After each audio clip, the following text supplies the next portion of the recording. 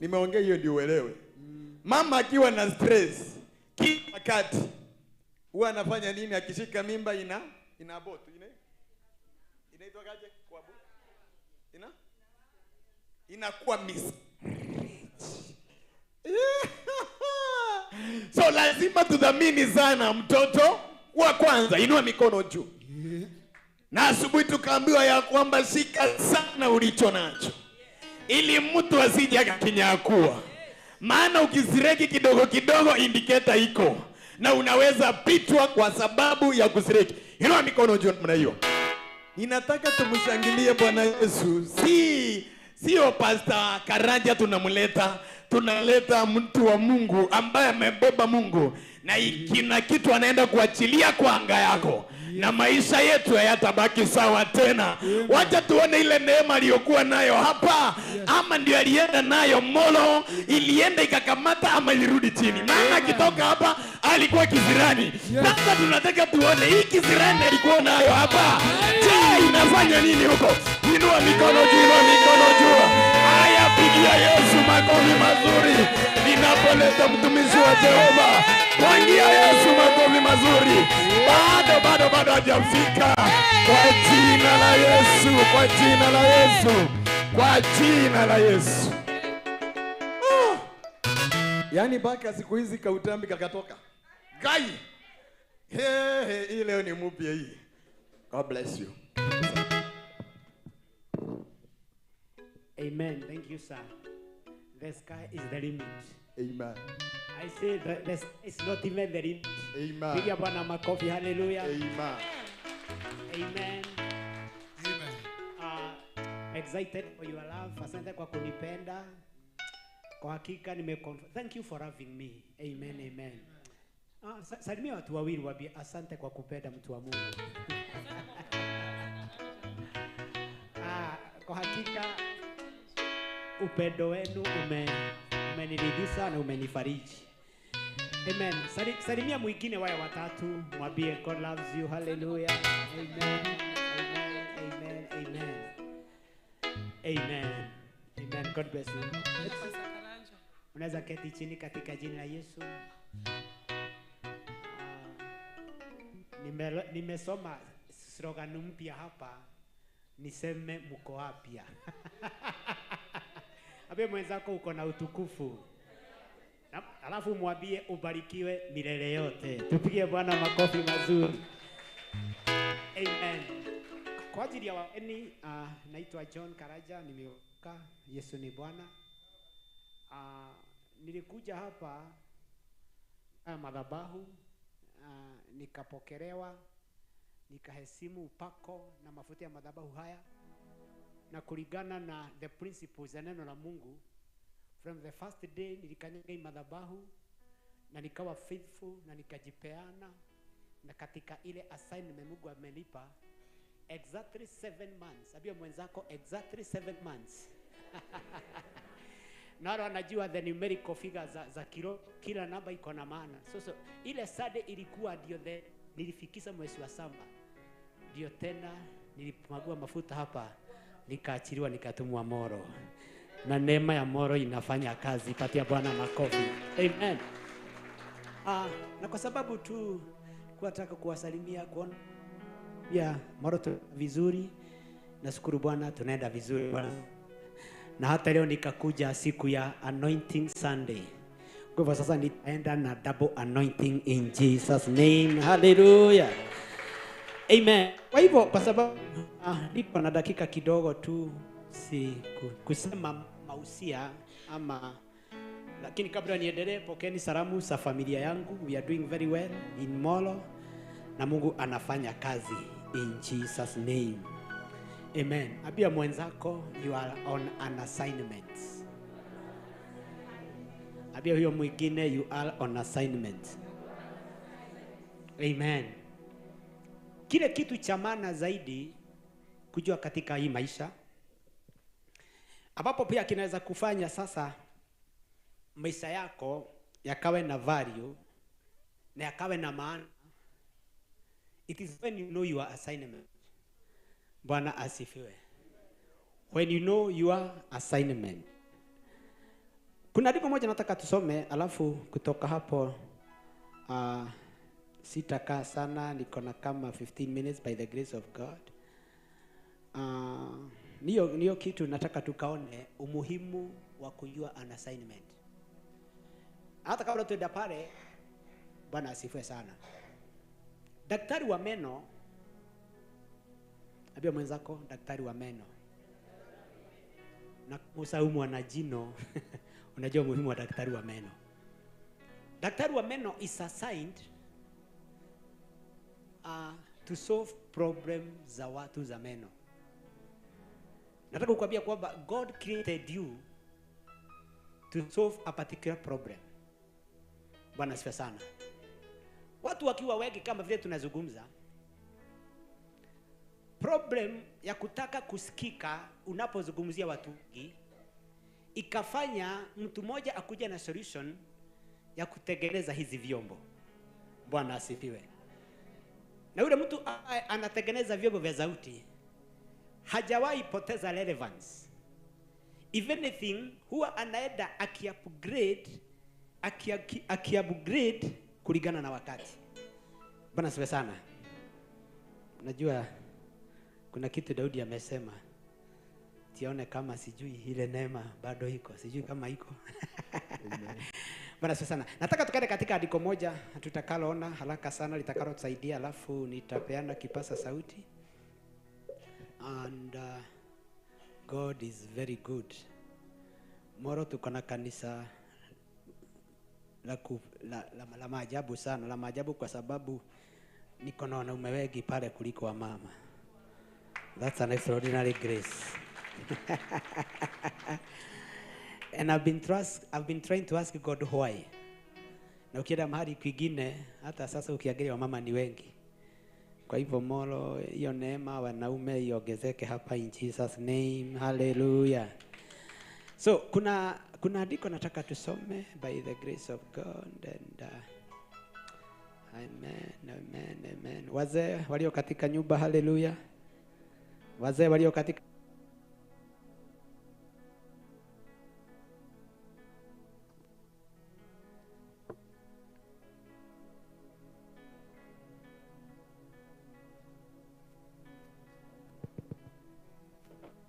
Zaburi 139 verse 3, kama tunaweza ipata ingekuwa afadhali kidogo. Dakika 5 tu nikuambie kuhusu knowing your assignment and you never lose relevant in life. I'm saying if you know assignment you never lose relevance. Abia mwenzako you never lose relevance in this life ukijua assignment. Now Biblia inasema, sijui kama tumepewa, nitasoma tu kitabu iletwe. Iko pale. Amen. Inasema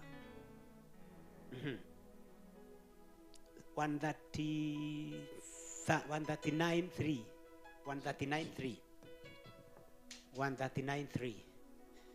Okay. Inasemaje? Inasema watabua nikienda au nikupumzika, wewe wasijua ni shughuli ama ni shughuli. Haleluya. Wajua shughuli zangu zote. Tuendelee. Kabla sijasema neno lolote, wewe Mwenyezi Mungu wajua kabisa. Turudi nyuma. Hadi tumeanza. Inasema okay, the first part again. Okay, inasema wabu nisome yangu ya Kiingereza. Inasema thou compassed my path and my lying down and art acquitted with all my ways. Hebu sikia. Thou compassed my path and my lying down. So nikianza kwa Kiingereza, thou compassed ni neno compass. Compass ni kitu ambacho hupatia ndege mwelekeo. Na ndege pasipo compass haiwezi jua inaelekea wapi. Bwana asifiwe sana. Ora masifiri na ndege, kuna mali ndege inafika, inaweka kitu inaitwa autopiloting. Ya kwamba sasa pilot hata anaweza pumzika. As long as ndege imepewa compass na miigizo zote inaitwa autopiloting. Ya kwamba sasa ndege inaenda. Sasa compass what gives direction. Sasa kulingana na hiyo, sasa huyu mtumishi wa Mungu anaambia Mungu ya kwamba you compassed my ways, ama unaongoza njia zangu zote. Haleluya. Na anasema ya kwamba okay, even my laying down thou art acquitted. What is to be acquitted? Acquitted ni kuigizana. Your acquittance ni mtu ambaye umeingiana. Sasa anaambia Mungu ya kwamba wewe unaongoza shughuli zangu zote.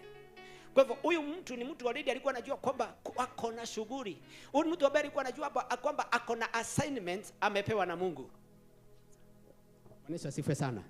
Ni mtu ambaye alikuwa anajua kwamba ako na assignment amepewa na Mungu. Na hiyo assignment, haleluya, ndio nataka ukajua kwamba wewe na mimi you are created to solve a particular problem. Bwana asifiwe sana. Wewe na mimi you are created to solve a particular problem.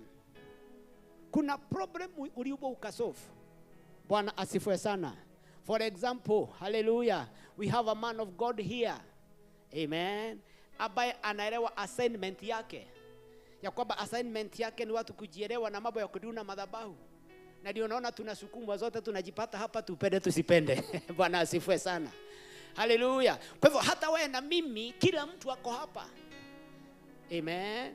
Your fulfillment in life, your provision in life is assigned, Bwana asifiwe, in the area of the problems you are called to solve. Kwa hivyo kila kitu nataka kukwambia kwamba lazima ukajua ya kwamba kuna tatizo wewe mwenyewe uliubwa ukaweze kuleta. Bwana Yesu asifiwe sana. Nikatoa mfano nikasema ya kwamba daktari wa meno ako pale kwa sababu watu wako na problem za kuumwa na meno, na ukiumwa na meno usiku, asubuhi the first thing unatakaga kujua daktari wa meno wako wapi. Mechanics wako pale kusolve problems za magari ya watu. Gari yako ikikuwa majiani, jambo la kwanza unaulizaga yule mechanic ako hii area ako wapi. Unaweza fanya chochote, unaweza kulipa gharama yoyote ndio ukapatana na huyo mtu ambaye ako pale akasolve problem yako. Sasa angalia mwenzako kwa macho ndani, muulize, wewe unajua umeudwa kusolve problem gani? Ama muuliza kwa jingine, what makes people come to you? Muri ogwo niki kigituma andu moke kuriwe. Hebu muuliza kama kuna kitu anajua kingefanya. Ama wewe ukitajwa ni nini kinaonekana? Wewe ukitajwa ni solution gani inaonekana kwa maisha ya watu? Hebu muangalie tena muri. Wewe wagwetwo nikiki? Wewe wagwetwo no onagwo. What can make people come to you? Hebu nduga ni Ngai. No ule na Ngai ile. Ngai huyo Mungu unasema ndiye amekuwepa hapa kwa sababu kuna kazi unapaswa kufanya. Je, unajua ni gani? You know, sometimes you don't go deeper. Blessed be the name of the Lord. Nataka kukuambia kwamba wewe mtu anaambia Mungu ya kwamba unaongoza shughuli zangu zote, hata nikiamka na nikienda. Anasema unaongoza shughuli zangu. Kwa hivyo anajua shughuli zake. Kwa hivyo anaamka, anaingia kwa shughuli zake. Anapojiongeza katika knowledge ni aweze kuperfect katika ile shughuli ameitwa akafanye. Jina la Bwana libarikiwe. Yesu akasema ya kwamba nimekuja kufanya kazi ya aliyenituma. Yesu akasema nilikuja kufanya kazi ya aliyenituma, na akasema nitafanya kazi wakati huu kugari mchana, maana usiku unaingia.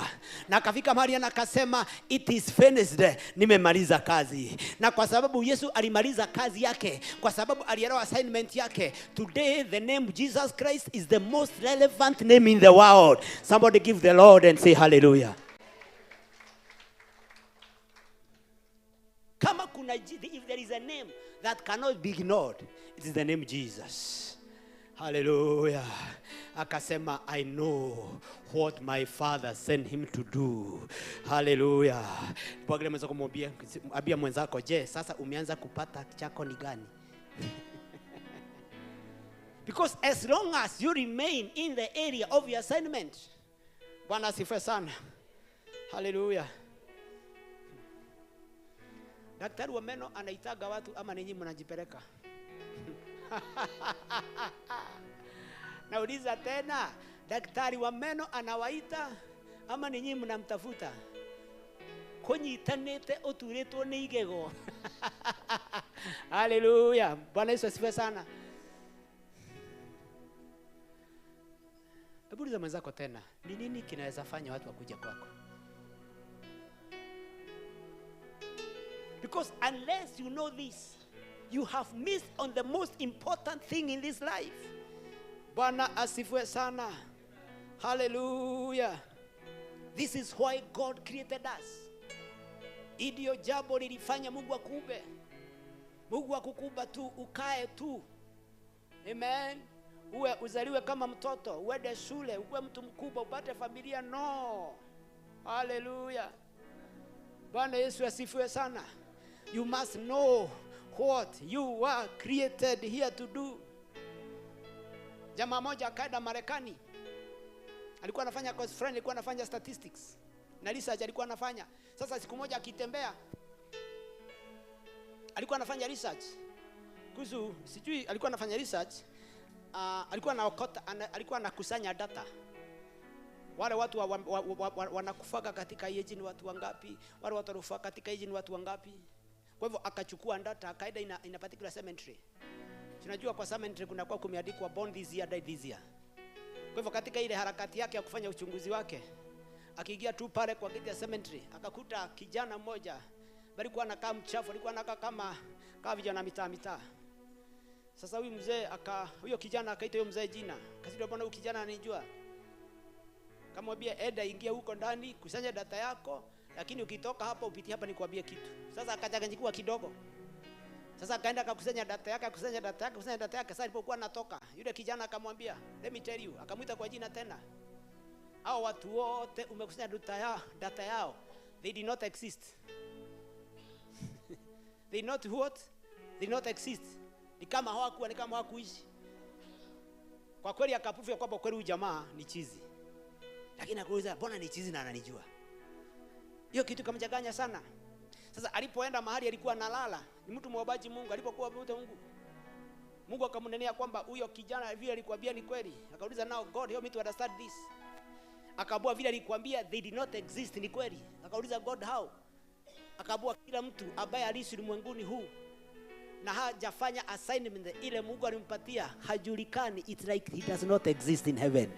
Pigia Bwana makofi mazuri. Hallelujah. Amen.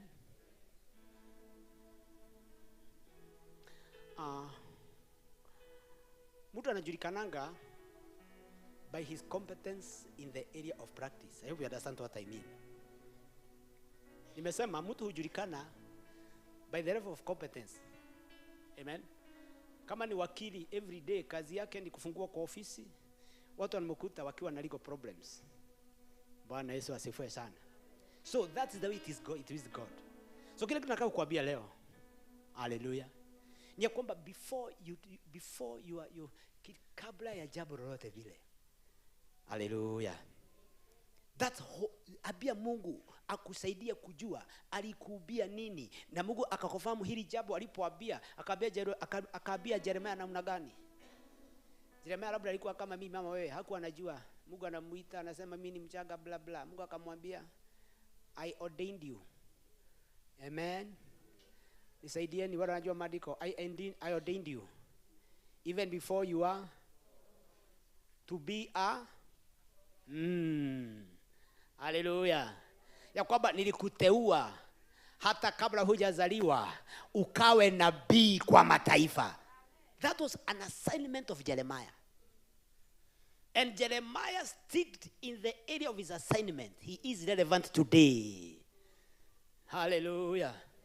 Abia mwenzako, you are assigned a particular task.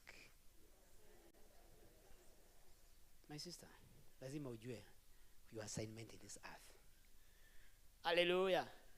Once you are in the line of your assignment, hallelujah,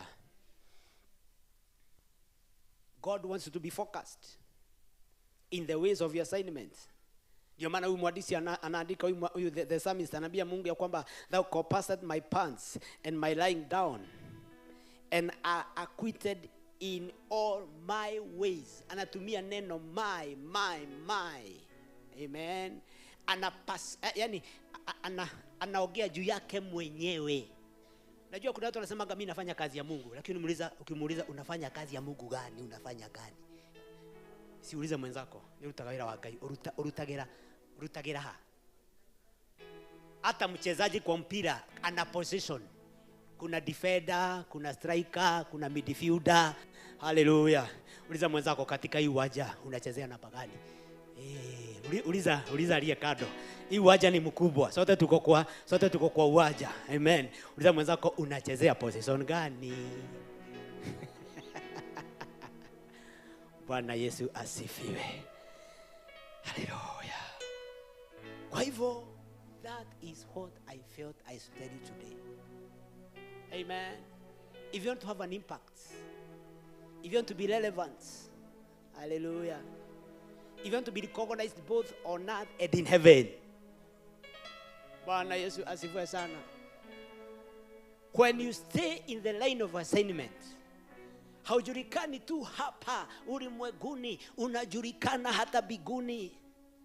Because you make an impact ambao ni ya kudumu. Bwana Yesu asifiwe sana. Hallelujah. Now, what God does every day.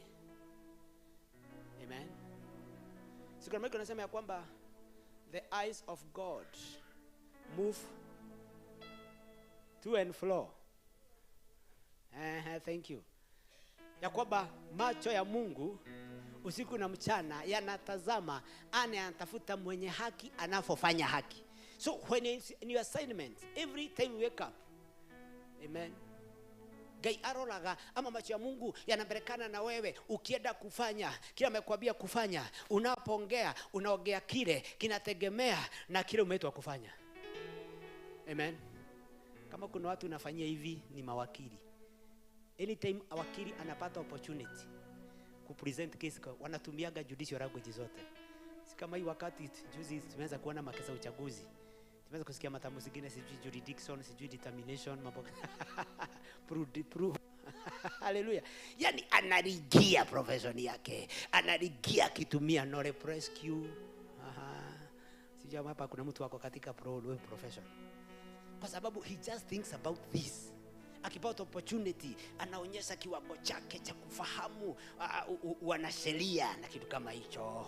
Hallelujah. Sababu ni mtu anajijua. Hallelujah. Yani lazima nafasi ikipatikana ajaribu kusign. Najua kuna watu wawili kwa mikutano wakipewa microphone lazima wajaribu kunawili. Mwanasiasa hata mpatie dakika 10 lazima atasema kitu. Hapo mwenzako lazima ukajua assignment yako. Tell your neighbor, be a man on assignment or a woman on assignment in Jesus' name. We are all here because we have a man of God who is on an assignment. Bwana Yesu asifiwe sana. So, from today, tell God to help you to know your assignment. That you are born to solve a particular problem in Jesus' name. Hallelujah. Welcome Pastor Devi. Hata wewe naona uko on assignments. Hallelujah. May you never lose relevance in life. In Jesus' name. Amen. Ninarudi moro, niwaambie aje. Amen.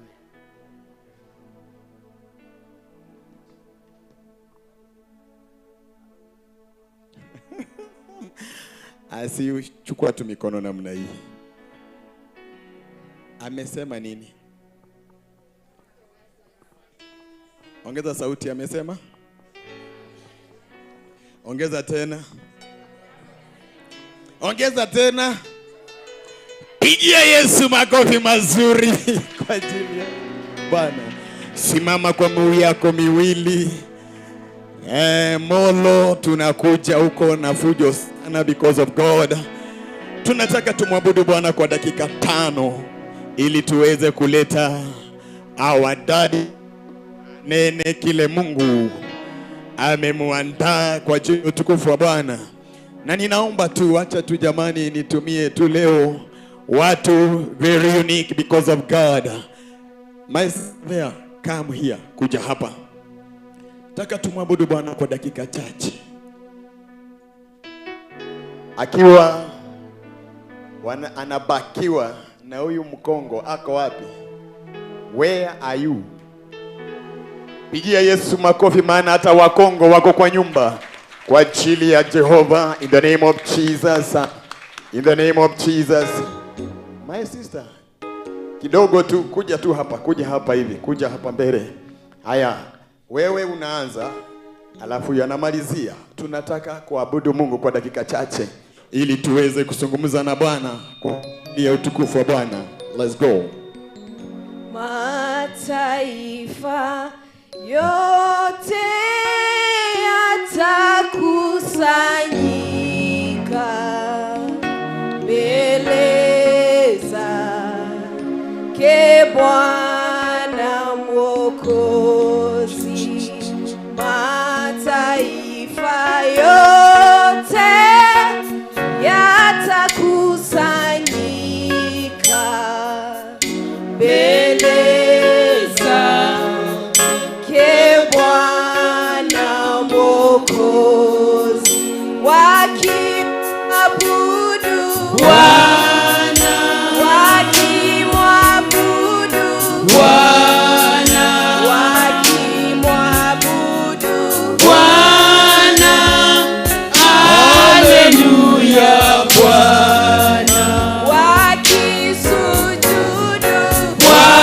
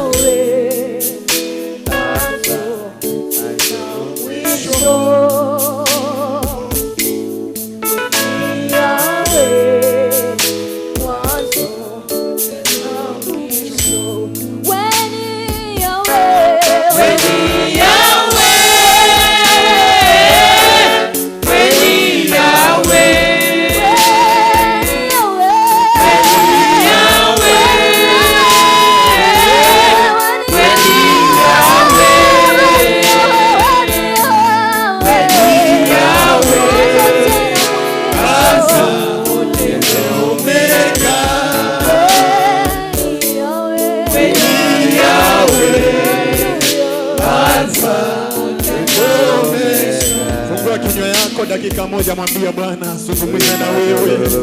Mwambie Bwana wewe ni yote kwangu, wewe ni yote kwangu. Wewe ni yote kwangu, wewe ni yote. Wewe ni yote, wewe ni yote kwangu.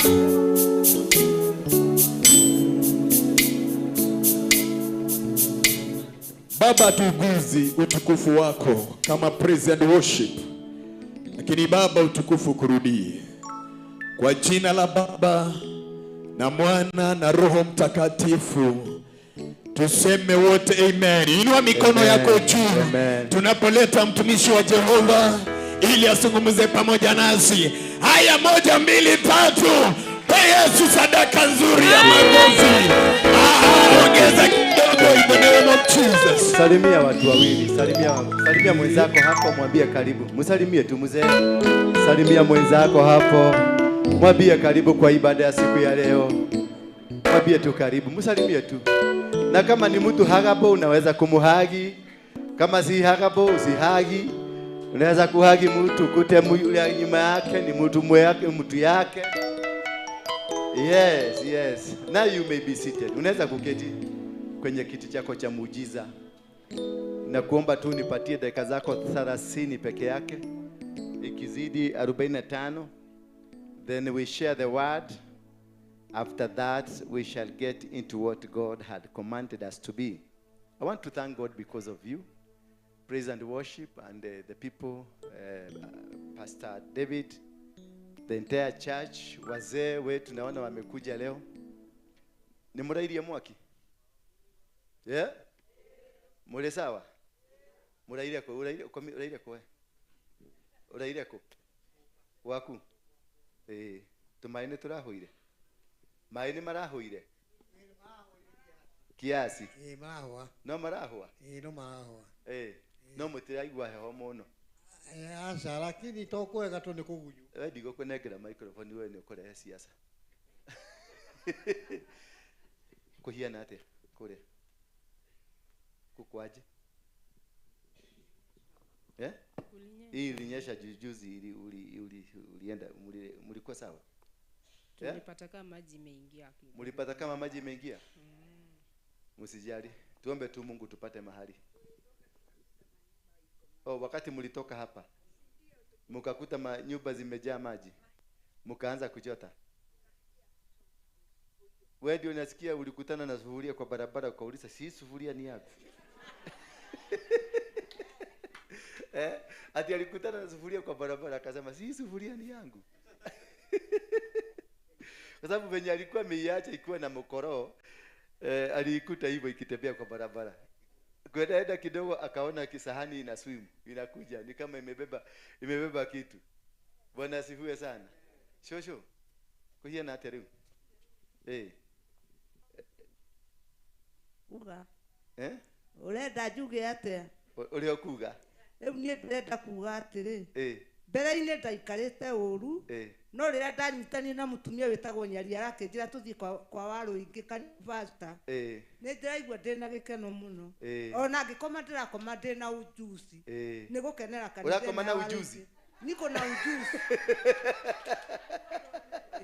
Warũingĩ nĩ muonanĩte? Nĩekire wega mũno. Warũingĩ nĩ muonanĩte nake? Tondũ rĩu njũkaga gũkũ ngainũka hũni. Warũingĩ nĩ muonanĩte nake? Na ndĩrauga Ngai amũrathime mũno na kuongerere mĩaka mĩingĩ na ndũkanarware ona homa. Ona akahoma? Ona homa gatikanoke. Uikare wĩ sawa. Yes, habari.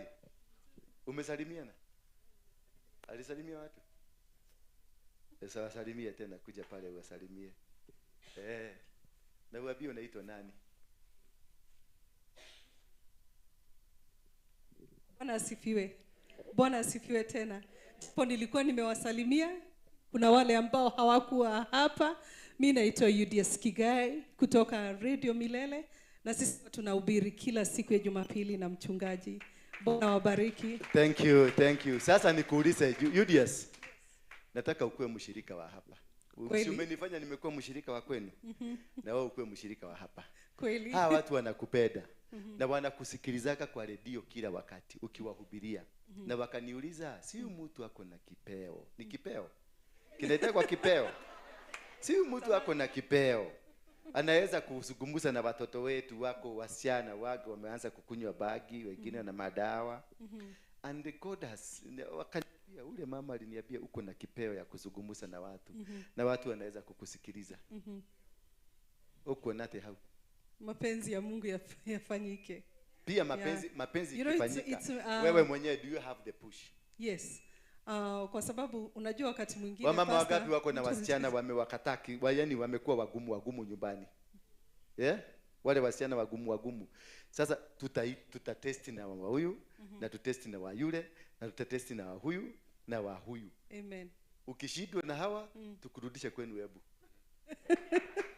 Asante mchungaji. Asante. God bless you.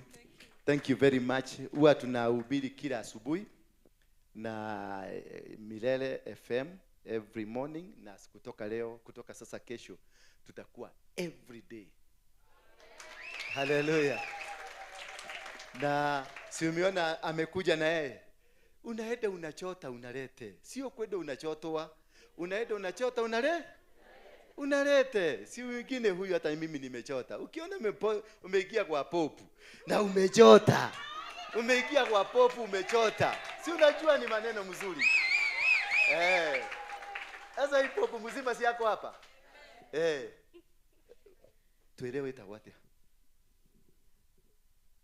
Yesu Kristo. God is good. And all the time. Turudie tena hapo mwanzo hapo umeanzia. Hapo umeanzia. Tumsifu Yesu Kristo. It's good. Ebu rudia tena. Tumsifu Yesu Kristo. Huko kanisa. Huko tutire na kanitha. Rudia tena. Tumsifu Yesu Kristo. Na mareka kuga amina ndahunjia guko niki. Ndigwa makenjira preach it. Githe ni akathoreki. Haya. Huyu mdada wakati nilienda Spain, hawa ndio walini host. Huyu si mturoko. This is not a local material. It's an international material. Salimia watu wa Mungu. Na uambie kama utaingia hapa rasmi. Kama jina naitwa Sister Mary, kuzaliwa Embu, lakini nafanyia kazi huko Ulaya. Nimekaa huko 21 years. Na namshukuru Mungu in the process ya kukutana na watu, kukutana na apostle. Actually alikunja kwetu na tukamhost kwetu, tukakaa na yeye.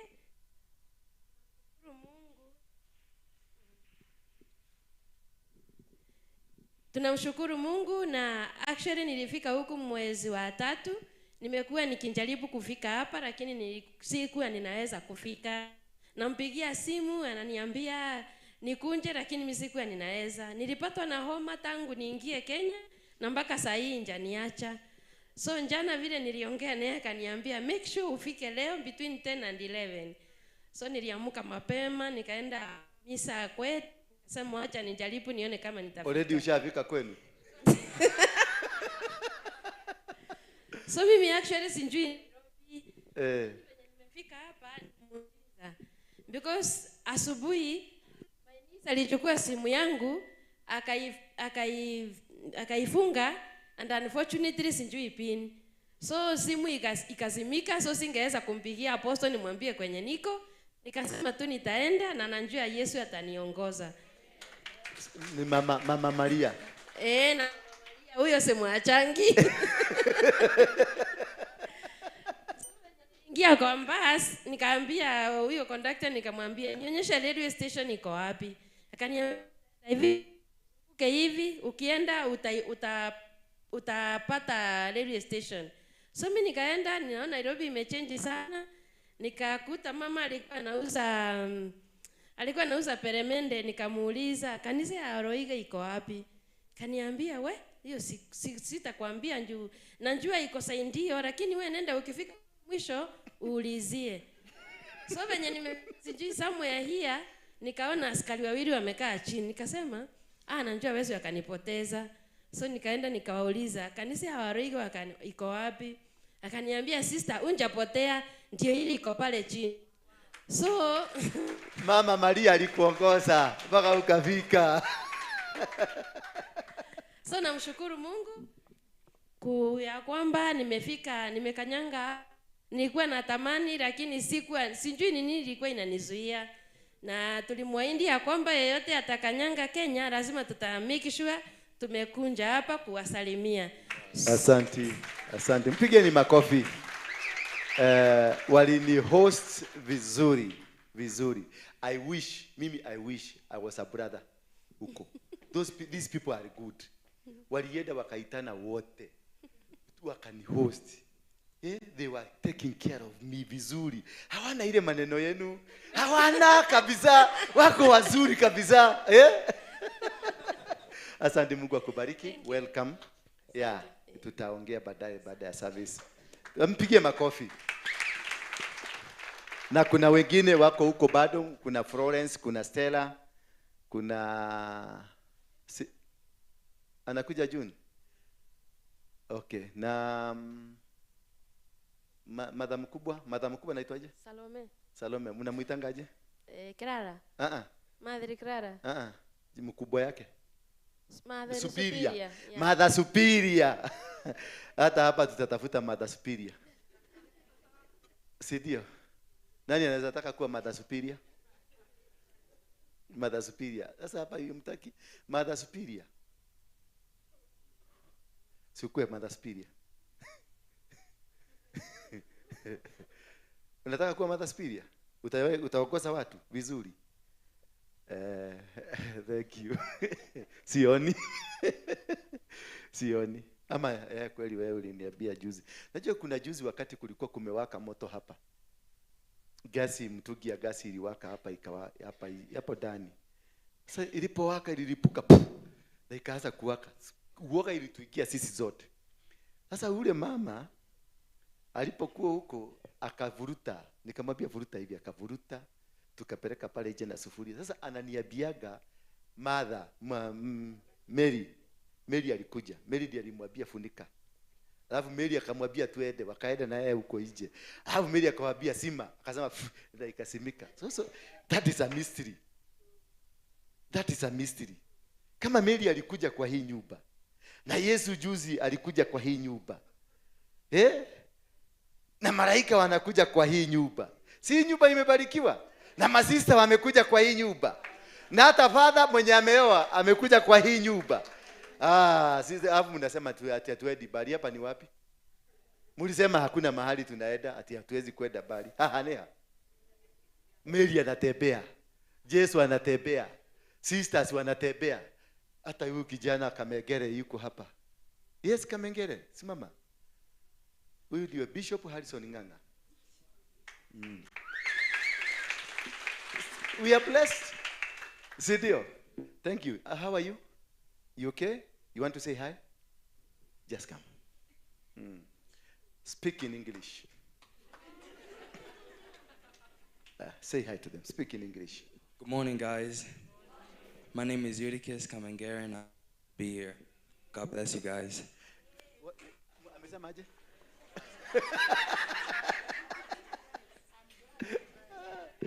Thank you. Tufungue kitabu cha James. James ni Yakobo. My topic today is I am whom that I am. Wow.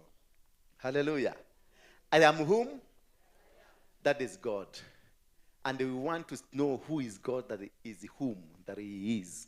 And why he has made us to be what we are. Ni kwa nini tuko hivyo? Ni kwa nini tunapitia ambayo tunapitia? Hawa wamama walikuwa kwa nyumba, wanasikia maji, wanasikia sufuria zinasema konkorio konkorio konkorio konkorio, lakini hawakukufa. Kuna mzee mwingine nilisikia hapo akitoa testimony venye familia yake yote ilifagiliwa, yeye akabaki, na nguo yake ya kuhubiri ikabaki, na Biblia yake ya kuhubiri ikabaki. Why? It is because God is whom that he is. I am whom that I am. This God ndio nataka tumudiscuss leo. Ni kwa sababu huyu Mungu anataka kubariki mtu mmoja leo. We are going to be blessed. We are going to be blessed. Naona leo mmesema kaemeni. Mkisikia we are going to be blessed, kaemeni kanapada. Kanapada vizuri. Bwana Yesu asifiwe sana. Mwambie mwenzako unapendeza. Hata hii sura si kama ni yako. Mwambie hii sura inakaa kama si yako. Unaonekana mrembo kuliko jana. Yes. Out of curiosity nilikuwa naangalia siku hii. This is siku gani? Sunday 19.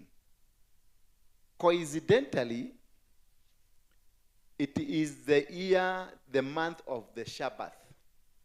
Sabbath ni nini? When they celebrate 49 days from the feast of the Passover. It is the 50th day Jubilee in the feast of the week, where this wanaletanga the first fruits in the day of the Pentecost. It commemorates with the 2 loaves na leavened bread, signifying 2 tablets given to Moses. That was the law and the sound doctrine. Ni siku ambayo walitumia to make a new covenant with God. The 5th month, the 19th day of the 5th month of the year. It is the day that they renewed covenants. Are we renewing a covenant tonight? Hello, what a coincidence. What a coincidence. Mwambie mwenzako, wow, what a coincidence. that this is the day ambayo watu wale wa zamani walikuwa wanakusanyika kurenew a covenant, kuvunja zile zilikuwa mbaya, alafu they make a new covenant to propel them to the next level. Covenants are broken and covenants are raised so that you can be able to be propelled. Unasukumwa, unaenda kwa hiyo level nyingine. Ndio watu walikuwa wanafanya maagano, baba. Ndio watu walikuwa wanafanya maagano. Maagano ambayo tunafanya maagano ndio tutoke kwenye ile maisha ulikuwa. Ni juzi nilikuuliza hapa, wewe ni mzee wa miaka gapi? 70. Wewe ni mzee wa miaka gapi? 90. Wewe ni mzee wa miaka gapi? 60. Wewe ni mzee wa miaka gapi? 82. Sasa unajiuliza, mtu wa miaka 90, mtu wa miaka 82 ilifikaje akafika hapo? Anakaa kwa silamu, hana nyumba, hana kwa kukaa. Ni nini kilifanyika katika maisha yake? What happened? What is the miss? Ni nini ilitendeka mpaka mzee kama huyu wako na miaka 90 aikana nyumba ya mkoboro? Can you imagine? Alafu sasa figure out wewe mwenyewe, kuna siku utakuwa 90 years, where will you be? Nadureka gato kome. Utakuwa wapi in the 90 year kama yeye? Yeye at least kuna waroigi anamsaidia. Siku hiyo utakutana na generation Z. Watu hawajui dunia hii ni dunia gani. Bwana Yesu asifiwe sana. Watu unakuuliza na mwambie uko na jana, kuuliza what is that? Sasa kutana na Kamegere mwambie ni nuraigwa emoho tukikao kuulia uraishe. There is kuna tatizo lilitokea katika maisha yetu, katika maisha ya wazazi. Maana the Bible says, I will bless you this generation, I will bless you the next generation, up until to the 5th and the 8th generation. Zote God will be a blessing to you. The blessing does not end in one generation. Ni a transition from one generation to the next generation. A curse does not end in one generation. It starts with a generation, it moves to another generation, inaenda kwa generation nyingine na ingine na ingine. Sasa ujiulize, huyu mzee ndiye akae pale kwa silamu, is it a curse or a blessing? Tell me. Be sincere, be genuine. Wacha kufichililia. Tuongee tu ukweli. Huyu mzee anakaa, anakoboa nyumba. Nyumba ni koboraka. Nyumba ni koborete. Ewe. Ni kobora. Ewe.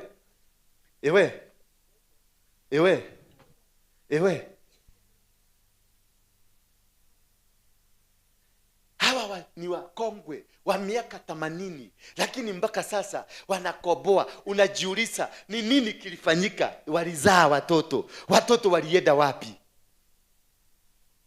Yes, anaweza kuwa hakupata nafasi ya kulea, hakupata nafasi ya mtoto wake hakufaulu, ama yeye mwenyewe hakupata nafasi ya kujilea vizuri, lakini watoto wake mbona hawakubarikiwa? The Bible says in the book of Deuteronomy 28 verse number 4 inasema, I will bless the fruit of your womb. Where is the fruit of the womb ya hawa wazee? Have you ever asked yourself that question? Huyu mzee, kama na igoro. Mami wanyu. Tamwelea rugame. Huyu ndio mama ya huyu. Huyu ako na miaka 45. 62. Ako na miaka 62. Lakini analala nyumba moja na huyu mama. Unaniona? Huyu mama ako na miaka 80, ni 90? 80. Dinaenda 81. 81. Lakini sasa huyu analala nyumba moja na nani? Na mama yake. Ako na 62. What transpired, Karadhi? What happened? Baka ikakuwa maisha ya huyu 62 years hajawahi kukua na nyumba yake, hajawahi kukua na mahali anaweza kukaa, hajawahi kukua na mahali ambazo anaweza kuita this is my home. This is a man ambayo could have been dependent by yule mama.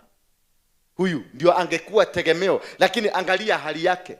Lakini ukimkuja hapa, lakini ukimwangalia ni mtu ambaye ni nomo lakini si nomo. Na hiyo ndio nataka tuangalie, ni mtu nomo lakini si nini? Si nomo. Baba, Bwana Yesu asifiwe sana. Asifiwe Bwana. Mpatie microphone. Unaitwa nani? Naitwa David Mugai. David Mugai. Unaweza kuombea kanisa? Hamjambo.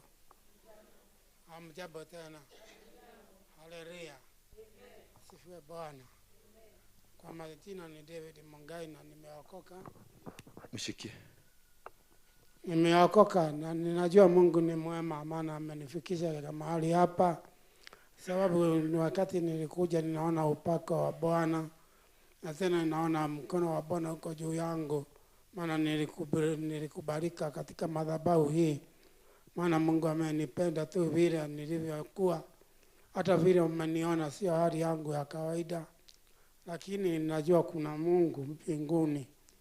Najua mambo yote itakamilika katika maisha yangu, na upya wa kiroho nitangari ninakomaa, maana mkono wa Bwana unanilinda, na tena hata mawazo yote yatakamilika. Bwana asifiwe. Asante sana. Sasa unaweza kutoa ushuhuda kama hiyo? Wewe unaweza? Wewe tondu ni oi maundu mothe ri no uhote kuruta uhira ta ucio? Mundu ni mugoroki kana neno mo? But there is something kati yake na maisha yake ya kiroho na maisha yake ya kidunia, kitu imeingia katikati inamzuia. Huyu kuna watu wa Korini waliniambia yeye ndiye aliwatabiria. Wako wapi? Kuna mama alitabiria wako wapi? Huyu mama, huyu ndiye alimtabiria maisha yake. Huyu unamwona hapa. Lakini sasa muangalie maisha ile naishi. Na ndio nawaambiaga lazima ujiangalie. What kind of a life you are living? Uko hapa kanisani, what kind of a blessing are you attracting here? And what kind of a curse are you picking from here? Ni laana gani unachukua kutoka hapa? Ni blessing gani unachukua kutoka hapa? This man was praying. Alikuwa naombea watu wanapona. Alikuwa naombea watu wanatembea. Alikuwa naombea watu wanabarikiwa. Hawa wamama wamebarikiwa. Lakini sasa yeye ndiye anahitaji sasa msaada. What transpired? Ni nini kilifanyika? Could it be ni mistake yake? Could it ni mistake ya mama yake? Could it ni mistake ya kule wanakaa Korogocho? Because ni maeneo yako na matatizo yake. Wazazi wako na matatizo yao. Watoto sisi tuko na matatizo yao. Watoto wetu pia wako na matatizo. Bwana Yesu asifiwe sana. Mungu atakubadilisha na atakurudisha the way you are. Venye ulikuwa zamani, hivyo ndivyo utakuwa katika jina la Yesu Kristo. Agano lake na Mungu lilienda wapi? Maana wakati alimwagiliwa mafuta, wakati aliachiliwa kwa ulimwengu, akaambiwa kama Yeremia, kabla huzaliwe nilikujua. Huyu mjamaa kabla azaliwe alijulikana, akafanyika nabii, akakuwa consecrated, na akaambiwa nenda ukue nabii kwa mataifa. Sasa muangalie. Ni nabii kwa mataifa kweli huyo? Sasa si nabii tena. Maana there is a covenant. Kuna kitu kilipoteana. Either kupitia kwa mama yake, ama kupitia kwa maeneo, ama kupitia kwa historia. Mami kam, kuja. Ukaha, mwede kurutana na inywe. Mwede kurakara murakare gutire kundu mukundwarani. Ukaha. Na yule mami mwingine, uka mama uria mau ndimuonire. Eko. Oyo, oka. Adoka darakarele ni ndo dikodisha ni. Ajeria nikicheza atanifinya. Mami, weta kwa ate. Usimpatie microphone akishika. Mshikie. Huyu akishika, huyu ni muinjilisti. Akishika microphone ni view sasa. Weta kwa ate. Majina yangu ninaitwa Beatrice Nyariara Mugai. Beatrice Nyariara Mugai. Uliingia Korogosho mwaka gani? Niliingia Korogosho nilikuwa na huyu mtoto na mwingine. Watoto wangapi? Miaka gani hiyo? Hata alikuwa miaka gapi siku hiyo? Siku hiyo? Alikuwa kijana. Wa miaka kama 10, 3, 1. Alikuwa nyamuna hii. Nyamuna hii? Kwa hivyo nyamuna hii ni 2 years. Miaka 2. Na huyu mtoto alikuwa mzuri. Kwa maana akiwa nyamuna hii alikuwa akikuja akaniambia mam, hapa kutafanyika kitu. Na tuombe. Huyu akiwa mdogo hata anasema hapa kutafanyika kitu. Na tuombe. Mkiomba ngamuuliza ni nini? Akaniambia sijui, lakini Mungu ananiambia hapa atafanyika kitu. Na ni mtoto. Kwa hivyo huyu mtoto alizaliwa akiwa nabii. Kulifanyika nini kukabadilika? Na huyu mtoto tukikataa kuomba, na yeye alikuwa akiomba. Tukikataa kuomba, kuna kitu kinafanyika, kutakufa mtu, utafanyika kitu kingine. Umesikia? Wakikataa kuomba. Sasa tukirudi vizuri, inaweza kuwa kuna uwezekano kuna kitu aliwaambia mfanye mkakataa. Siku hiyo mimi sikuwa ngejua hali ya kanisa. Tuseme ukweli. Ugwaga ndio ilikuwa mingi. Hakukuwa hata ngeenda kanisa. Nasema wakati huo uganga ndio ilikuwa mingi. Sijaenda kwa mganga. Sisemi umeenda, lakini uganga ndio ilikuwa mingi. Maana kanisa haikuwa na uzito. Sasa unasikia? Mimi sijaenda kwa uganga na ni kweli. Amuka. Kalia hapa dakika moja. Sikujua ati kuna kanisa. Tafuteni. Hata huoni kanisa. Lakini alikuwa anakuambia mambo ya Mungu. Kama mzazi haukuwa najua kanisa. Kwa hivyo ukashindwa kushika huyu mtoto mkono, ukampeleka kwa madhabahu, ndio hiyo kitu iko ndani yake ifanye kazi. Si ndio? Kwa maana sikuwa ngeelewa nyamna.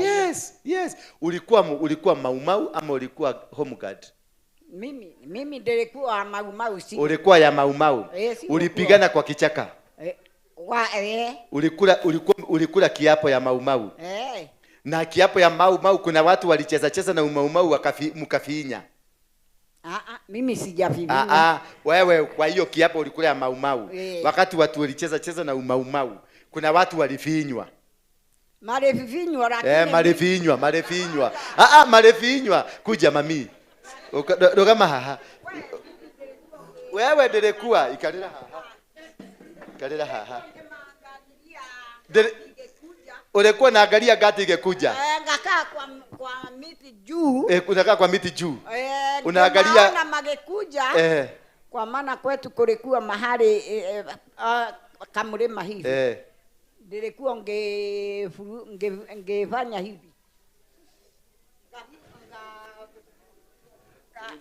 Ngapirindi kitu inaitwa Yuko nafanya hivi.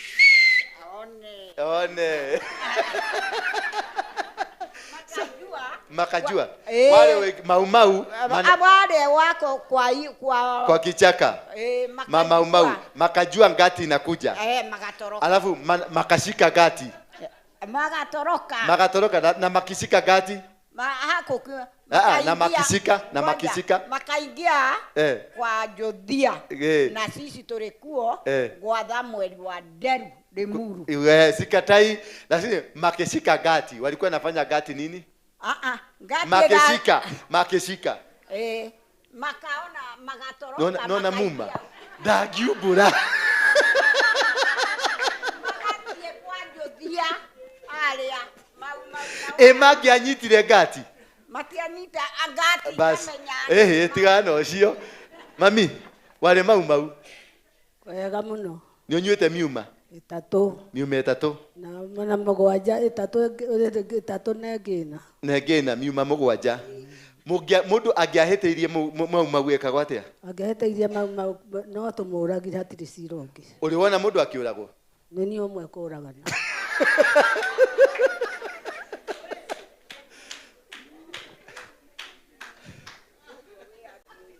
Uyu ari na maumau. Niwe weranagira nimi acio. Nwanyita. Mathi na hau acio magathie makamagucia makamathejera na hau. Makahinyiro na hau. Uyu ari wako ni muthigani. Muhinya nini uriku? Uyu no uyu ri hari na tofauti.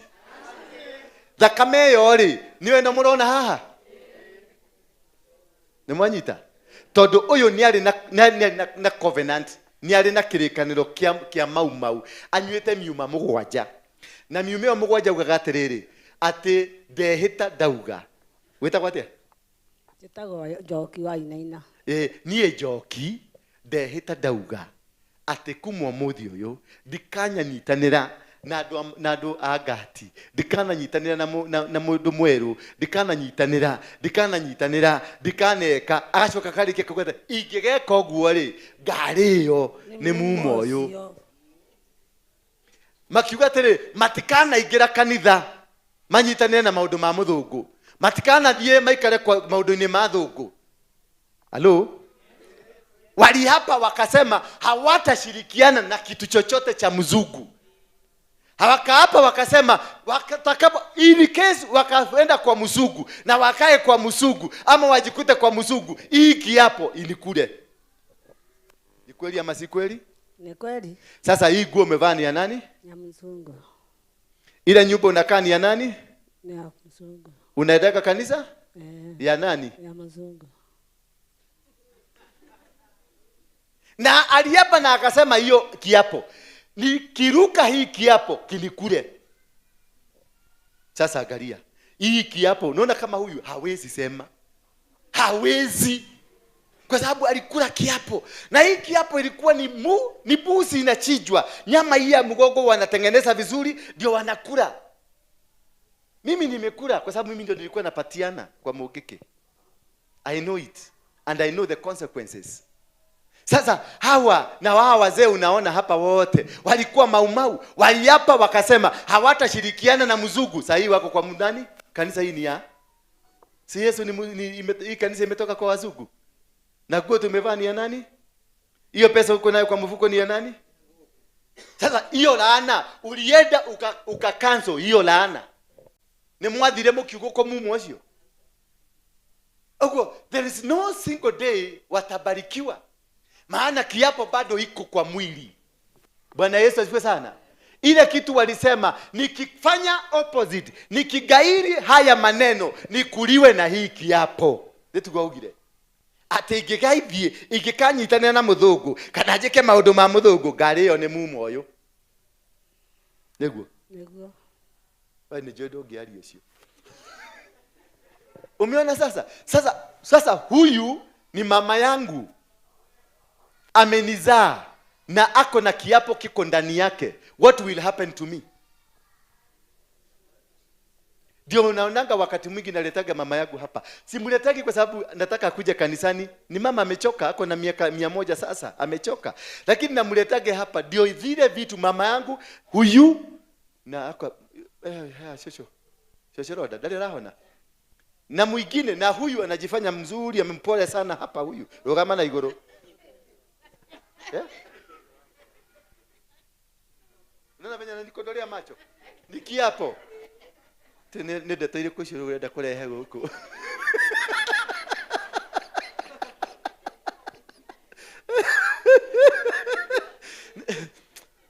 Ni maneno gani unaleta hapa? So, kile kiapo kiko ndani ya mama huyu. Kiko ndani ya watoto wake. Na kiko ndani ya watoto wake mpaka kizazi cha 5. Ate gakinyiria waganu wa maithe nginya ruciano rwake rwa 4 na rwa 5. Mawaganu maya magoita uyu athinjite uragite andu igana matingitarika. Matingitarika. Wale watu wameua na aliua under oath. Sasa hiyo damu, naye Mungu akamuita Kaini, akamuuliza ndugu yako ako wapi? Naye Kaini akamwambia Mungu aje, am I my brother's keeper? Mungu akamwambia damu ya ndugu yako inanilililia kutoka kwa udongo. Sasa huyu amechinja zaidi hata hawezi kuhesabu. Hiyo damu ya watu waliochinjwa inalilia, na ikilia inalia kwako, inalia kwa watoto, inalia kwa maisha yako. Ndio hiyo damu ya huyu mama, yeah? Wale maliua hata wao damu inawalilia. Unaweza wana wale maliua tuliwa kwa sababu maliua. Kwa ajili maiko hapa na manajifisa. Hata mmoja tuko naye hapa. Maiko hapa manajifisa tu. Manajifisa kwa wengine, lakini manaua, manajua Baba yao walikuwa wanaweka mabati hapa. Wanasema wao ni inspector. Na saa hiyo ndio manaona ndege, manaambia ndege Joha ndege ni nyoni. Joha jai. Ndio ndege ikipita ya wanafanya hivi, ndege inaangalia, naona huyu ni mwenzetu. Akine Joha jai ndege ni joku.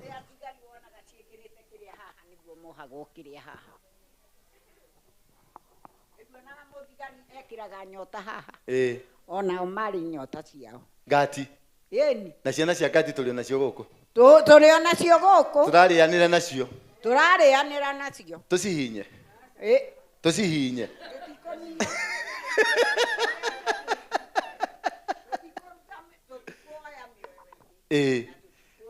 Uguo ni muoyete mioyo. Atiriri tutikuoya mioyo ingi. Thengio warudishe pale. No kumahoera na tukure mioyo. Agnes, rudi kwa kiti yako. So what I'm trying to teach you, it is to understand the power, uelewe nguvu ya madhabahu, nguvu ya maagano ambayo tunafanya bila sisi kujua ama kupitia kwa kujua. Maana mateso ambayo tunayapitia, wengine wetu sasa ni mayatima, wengine ni mawido, ni wa mama, ni mayatima ni gani? Ni mayatima, ni orphans, na wa mama na wajane, wajane. Sasa kuna wengine hapa ni wajane, kama sasa huyu mama ni mjane, mtoto wake huyu ni yatima. Bwana Yesu asifiwe sana. Because they have nowhere and nothing to do. Kwa nini? Wamefugwa na maagano. Na hiyo maagano si wao walifanya, si sisi tulifanya. Maagano ilifanywa na Guka, maagano ilifanywa na nani? Na Shosho. Mimi mwenyewe is a product ya vitu kama hizi. Guka yangu anaitwa General Waroige, ndiye alianzisha kiapo ya Maumau. Mimi ndio nilijikuta baada ya miaka mingi kale kamzee kakatoka kakaruka kakaingia ndani yangu, nikaanzisha Mogeke. Na nilipoanzisha Mogeke nikaanzisha kiapo, nikaanza kupatia watu kiapo. Nilipoenda kufuatilia nyumbani pale kwa hiyo mzee, tulipata karatasi moja alikuwa ameandika kitabu miaka hiyo, na hiyo venye alikuwa anapatiana kiapo. Nilienda nikaangalia vyote nikakuta hivyo ndivyo nilikuwa napatiana kiapo. Oguo penye alikuwa ameandika ndivyo mimi, na hatukukutana. Mimi yule mzee sikumuona, aliuliwa kwa kichaka, lakini whatever all that he did ndio nilifanya kwa Mogeke. Bwana Yesu asifiwe sana. Yeye mwenyewe ndio walianzisha, wakiwa na nani? Na Kemadhi, na Madhege, na Itotia, na mani huyu mwingine anaitwa nani? Na Kagia. Hao ndio walianzisha. Itotia, Kemadhi, Madhege wote na Waroige ni first cousin. Turudi baada ya Mogeke. Mimi ndio nilianzisha tukiwa na Maina first cousin, Jeroge first cousin, Waithaka first cousin, Dongo first cousin, Karioki first cousin. They were 7 Maumau generals. Na sisi tulikuwa 7 Mogeke leaders. Aliyepatiana kiapo ya kwanza ni nani? Ni mimi. Aliyepatiana kiapo ya kwanza kule nani? Ni Waroige. Sasa unaniona?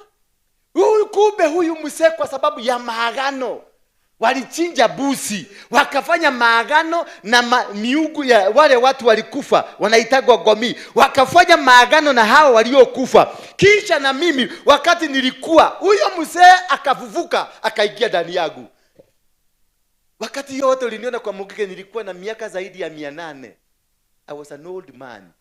Hata Moi wakati nilishikwa nikapelekewa Moi aliambia askari wacheni ujinga. Niondolea hii kitu hapa. Akasema hapana. Nilikuitisha mniletee huyo mtu anaitwa Waroige. Askari akamwambia ni huyo, akamwambia nitakufuta kazi. Ilibidi wase Ezekiel Barigatunyi aitwe akuje adhibitishe aseme ni mimi. Maana mzee alikuwa anafikiria ni mimi ni mzee kama yeye. Ni wazee walika.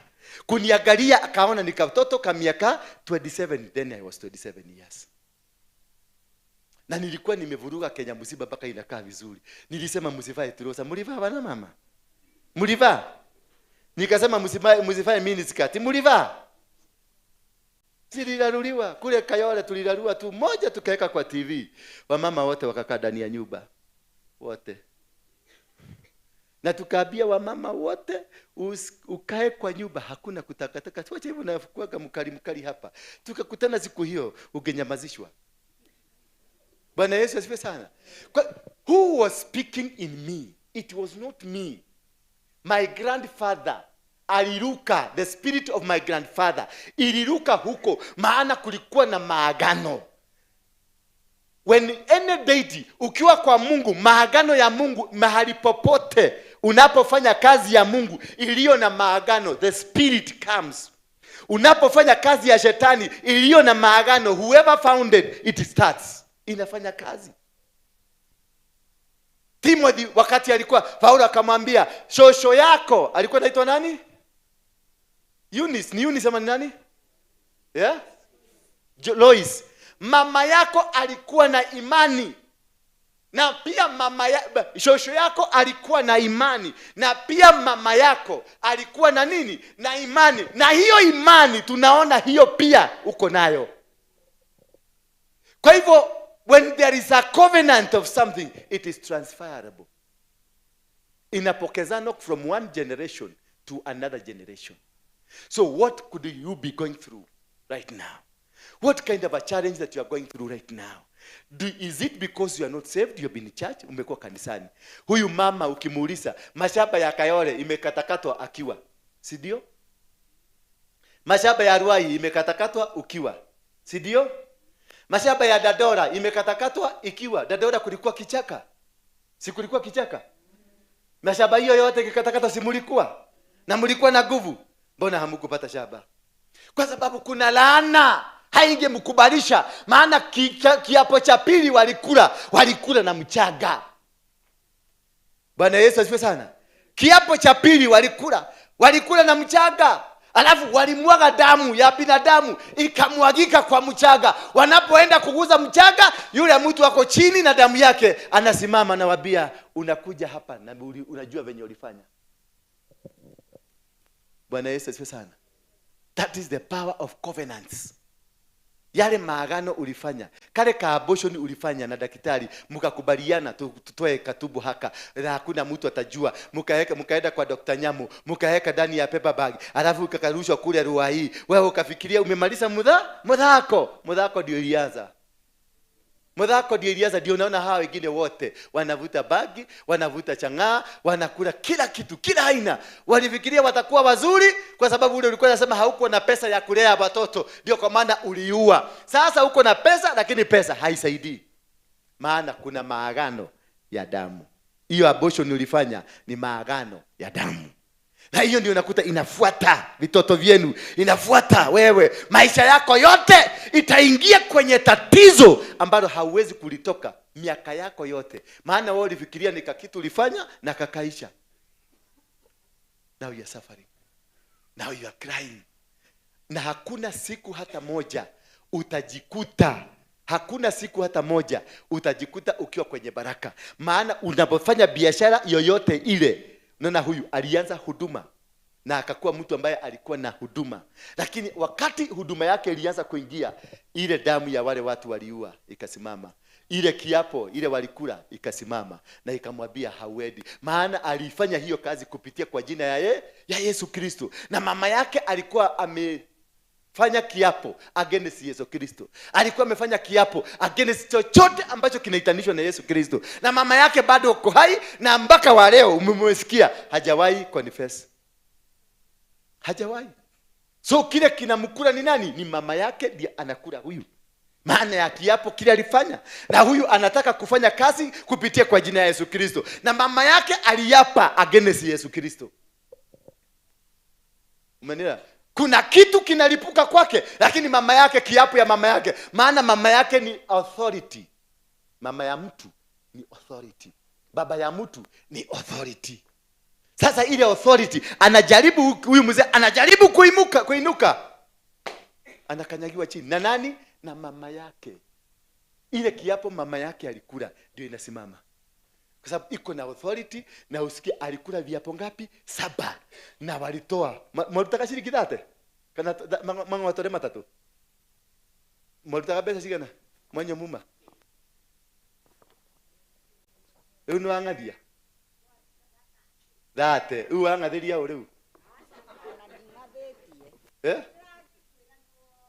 ndakio na ni wanga thino no nginya winyitete ugo aroria riu gaka nako ri na reko ni tucamanie mutito ndekai walikuwa wanatoa thedi 30. What is number 3? Yeah? What? Oge na nguvu kama umekula. Number 3 minute atia. Yeah? It is an agreement. Walitoa thedi 30 kushika the agreement. So, waliingia kwenye kiapo ya kukula nyama ya busi, damu ilimwagika ya busi. Wakatoa 30 cent kutoa sacrifice ya agreement. Ya kwamba hii kitu mimi ni wadani na sitarudi na sitageuka. Maisha na maisha, kumaanisha hata generation yake itaishi kwenye matatizo hayo. Sio kama tunaelewana. Kuna picha umechukua, umejiona mahali. Nataka tuingie into reality. Tuache na mambo ya Biblia kwanza. Tuingie into reality. Tuache urokole mwingi na kiokoko kingi. Na hiyo shida inakufuata. Maombi ndio unakuwaka na mingi. Haishagi. Ndurekaga tukomene kuhoya. Na niguoreirwo ni thina. Tabu inatembeaga na wewe. Everywhere. Umechukua ile Deuteronomy 28. Ilio imekuwa your portion in the negative side. Ati ukimwamini na ufuate Mungu yako na njia ya ukweli. Hebu tufungulie Deuteronomy 28 ni wasomee the opposite. Ndio uone hii kiapo unatembea nayo. Hii matatizo ambayo wazazi wetu walituweka ndio tatizo ambayo inafanya tuteseke. We are suffering not because we are Christian. We are suffering not because we don't need ama hatuna nguvu, but there is a covenant. Kuna maagano ilifanywa. Alafu umetoka kwa maagano ya wazazi, umeingia kwa maagano ya mapasta. Unakuja hapa ninakufanyisha maagano.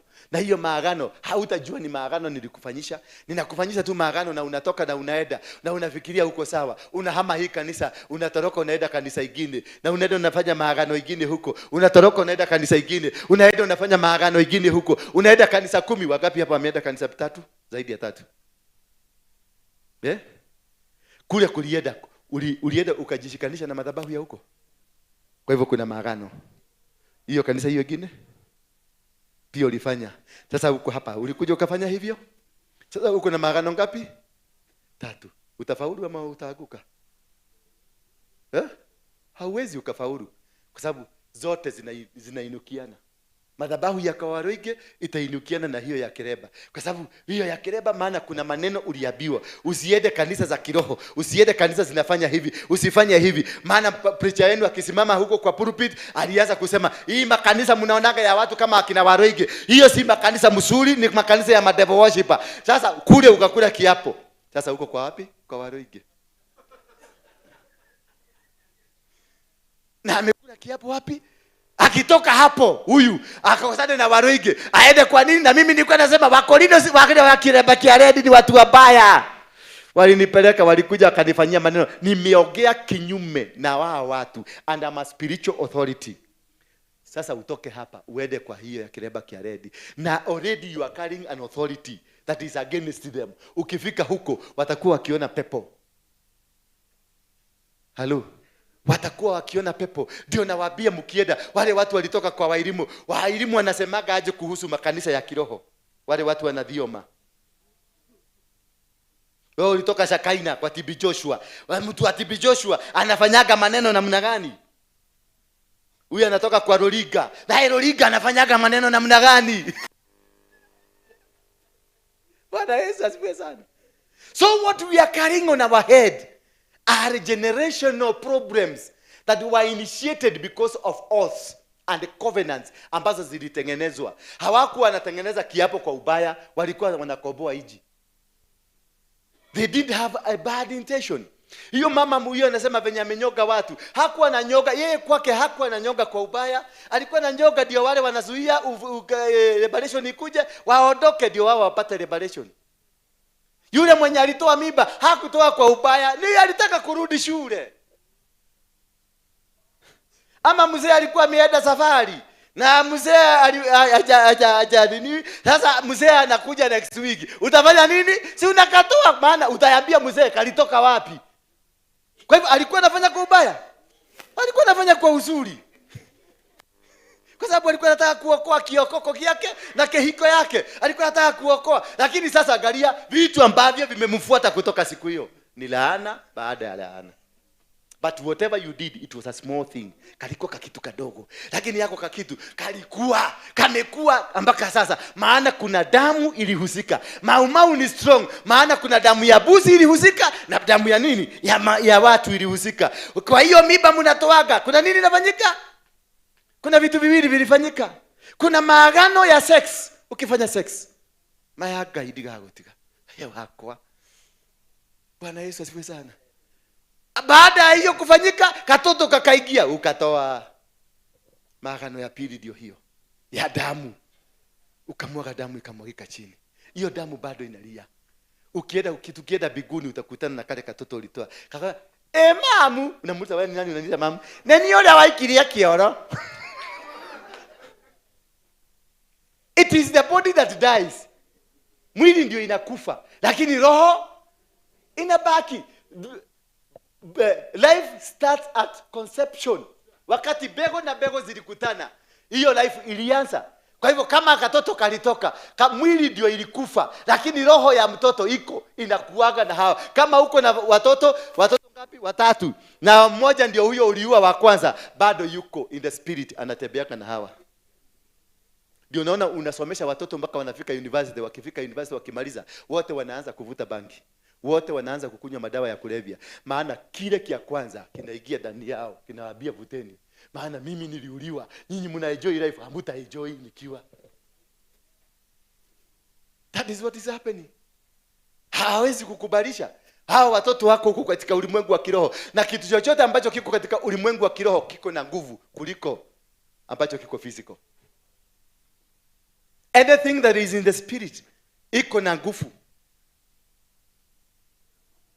Na mashida yote tunakuaga nayo haikuanza jana eti kwa sababu uligojeka jana ukaletwa hapa kwa Waroige. No, shida ambayo uko nayo haikuanza jana, imekuwepo for about 20-30 years. It has been with you. Ni manifestation. Anything that it starts in the spirit.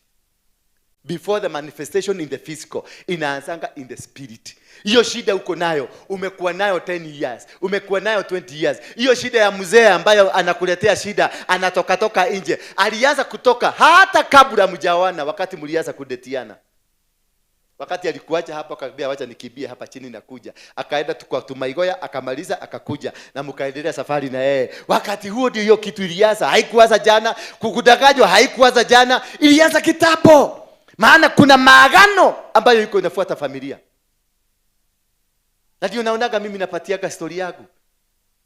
Mimi najiuliza, juzi nilikuwa najiuliza, ilifanyikaje nikakuwa na watoto wengi hivyo na bibi ni mmoja, hata bisi na bibi.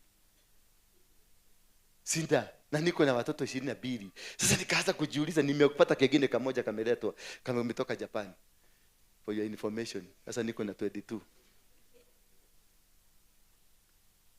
Sasa kokia nauliza hata Mjapani. Hapana. Alitoka hapa akaolewa na Mjapani. Sasa kule hawablessigi watoto. Mama ametafuta, sasa amekuwa na confidence kwa sababu nimetakasa. Sasa amekuja amenitafuta na vitoto, ni kitoto kikubwa kuliko wote sasa. Kimekuja kikubwa. Kikubwa kuliko wote. Umesikia? Amekuja tu nimwekelee mkono hivi. Nimwambie blessing. Huyo ni mama anajua. Maana power ya blessing iko na mzee, haikuagi na mama. Ukienda sasa kwa sababu mlikosana na mzee yako, sasa unaanza kuleta vitoto na bibi, I can bless in the name of Jesus. No. Your father is carrying the blessing. As long as yako hai. Bwana Yesu asifiwe sana. Hello. So maagano, tuko kwenye maagano. Ni maagano gani umefanya? Jiulize tu.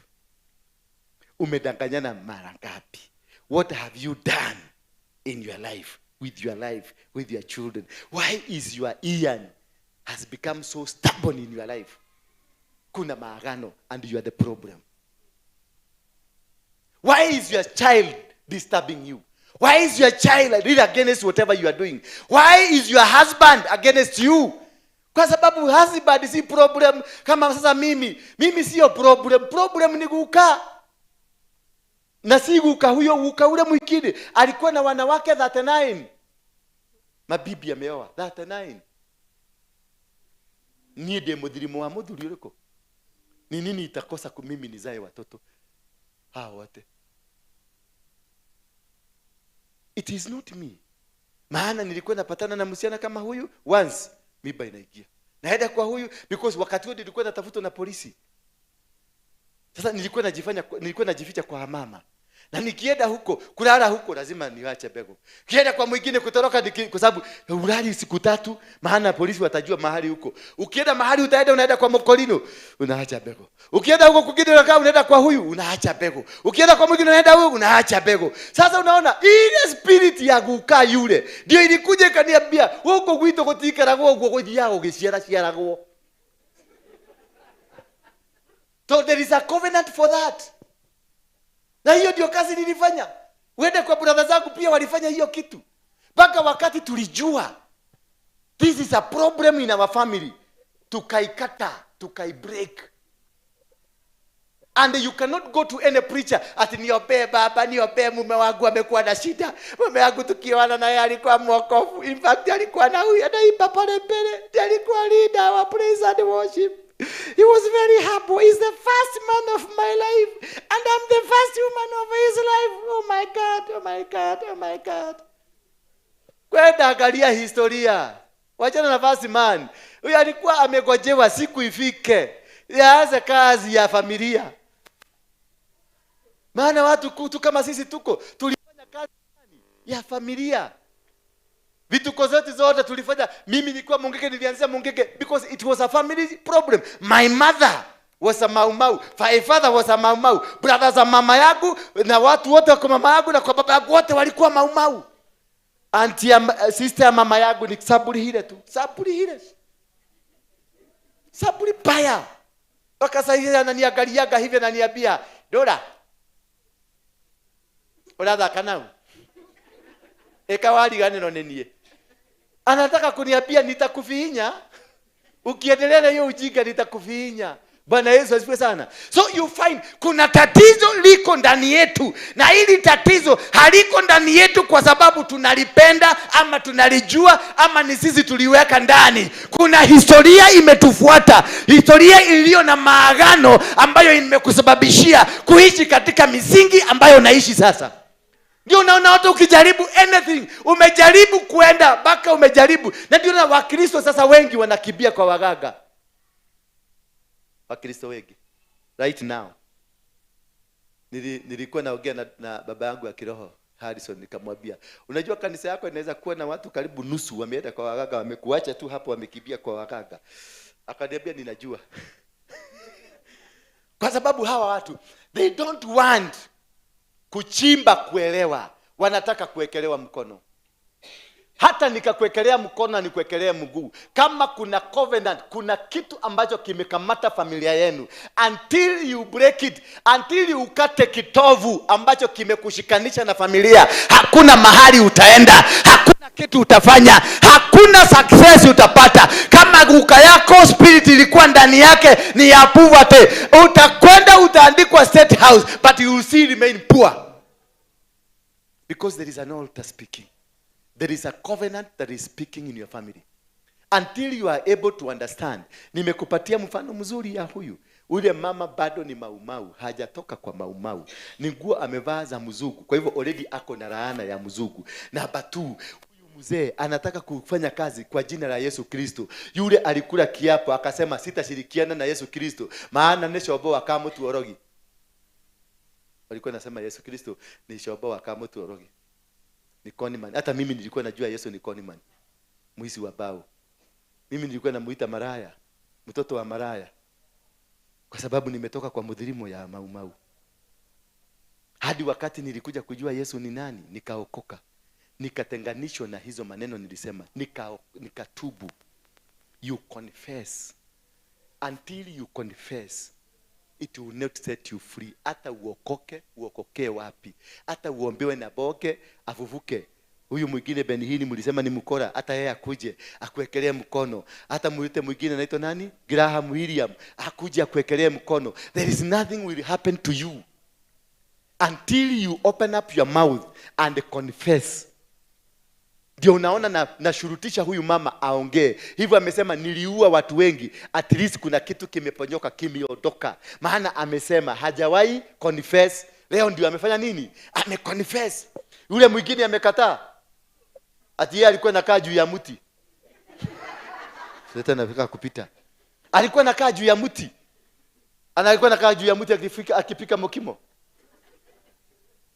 Yeye ni msaliti. Alikuwa anakaa juu ya mti ndiye awaonyeshe, aseme ndio huyo. Sasa akisema ndio huyo, anasema hivyo. Sasa wale wanajua, wanakuja nao, wanaenda wanapiga kona moja, wanakamata, wanaenda wanachija. Nani amepatiana hiyo damu? Lakini alikuwa anakaa juu ya nani? Juu ya mti. Bwana Yesu asifiwe sana. Hiyo ndio lazima uelewe mami. Shida ambayo inakupitia ni kwa nini husband yako alikufa at the tender age. When mlianza tu maisha ndio husband alikufa. Ndio wewe uliye kekeu. Wakati tu mumeanza kukaa mzuri, kakeki kameanza kuingia, mzee ndio huyo. Na alifanya nini? Ataikalile kwa nini? Na akigwa na agethie. Ali murwaru, ndari murwaru. Weza kujirani kekeu. Ni nini hiyo? Na wewe umekwamilia kwa kanisani. In the name of Jesus. Tumekombolewa. Yesu alitukufia. Yaani Yesu alikufa na bwana yako. Si bwana yako amekufa? Mbona asienda mfufue? You need to understand. Wacheni ulokole mwingi. Yesu hakuja kulea wajinga. Yesu alikuja kutukomboa, kutusaidia, tubadilike, tutoke kwenye ujinga. He came to liberate. That is why Jesus is a liberator. Jesus came to teach us the platform, the will, the authority of God in us. Ndio tuweze kutoka kwenye umaskini wa akili. Bwana Yesu asifiwe sana. That is why he died for us, to liberate us, to change how we relate with God. Akatupatia troopers ndio tuweze kuingia kwa Mungu, tuweze kuwasiliana na Mungu vilivyo, tuondoke kwa waganga, tuondoke kwa wachawi, lakini tuweze kufuatilia. Maana alisema fuata nyendo zako ndio uweze kujua umetoka wapi. Bwana Yesu asifiwe sana. La sivyo hawezi kufaulu katika maisha yako. Hawezi kufaulu maana kuna kitu kimekamata wewe.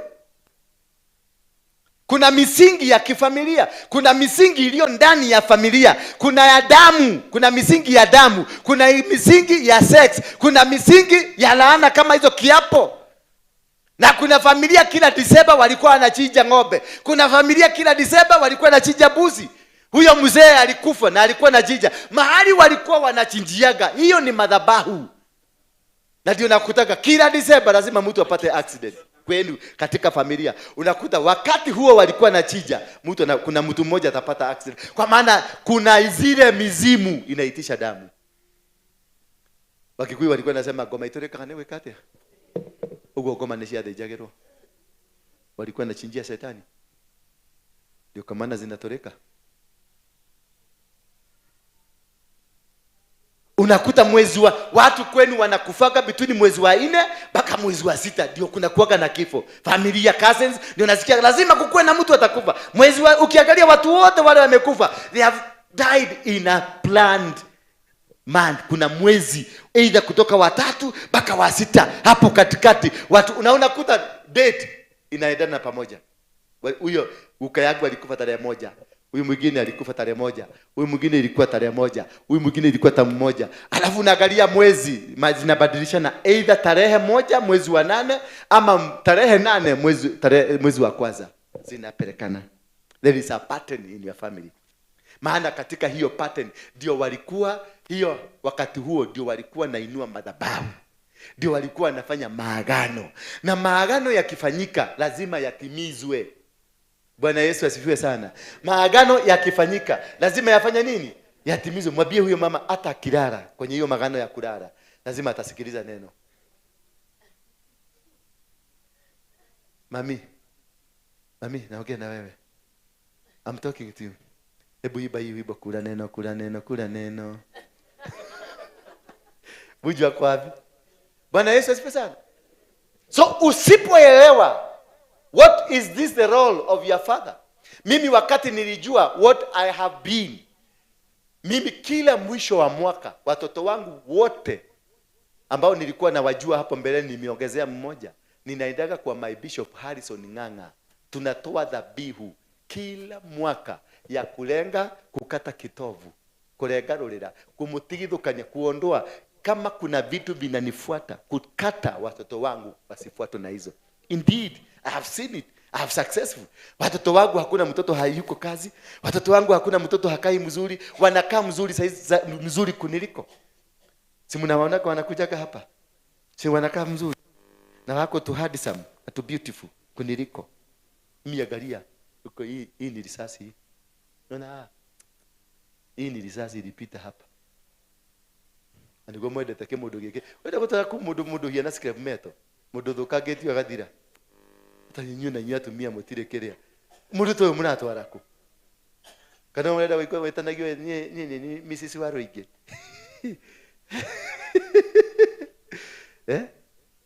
Wakati nilijua what is haunting that can haunt me and can be transferable to my children, I make sure I made na hata nimewaambia, hata wakati nitaondoka dunia hii nikiwa mzee wa miaka 100 na nyinyi mko hai, msiwahi kukosa kuenda kurudi kwenye madhabahu. Munapeleka dhabihu ndio muendelee kujitegadisha, kusikue kuna kachembe hata kamoja kanaweza kuwafuata kutokana na mimi. Halo. Bwana Yesu asifiwe sana. Na wale wanawake wote tulikuwa na wao, nikawashika, nikawatafuta. Asiweta mliona huyu mwingine nilikuja hapa kwa madhabahu, wewe anaitwa Selina wa US. Nika officially, kwa sababu nililia, ukiona akiongea na mimi nawabiaga sina mke, kube kuna kakitu sijavuja. Na wakati aliongea nikajua haka kakitu bado ndio ameshikilia. Nikakuja kwa madhabahu, maana hapa ndio narudigi. Nikakaongea, nikakata kabisa. Sasa nikakuwa free. Umesikia kiongea tena? Hapana. So you have to listen. Ni nini imekamata familia yenu? Nikigiukaga December, wakati mnaenda kufaulu, wakati mnaenda kusucceed, ni nini inachupukanga? Hiyo kitu inatokaga, hiyo ndio imeshika familia, na hiyo ndio inafaa kudili nayo. Na ukidili nayo, ingine iruke tena, udili na hiyo.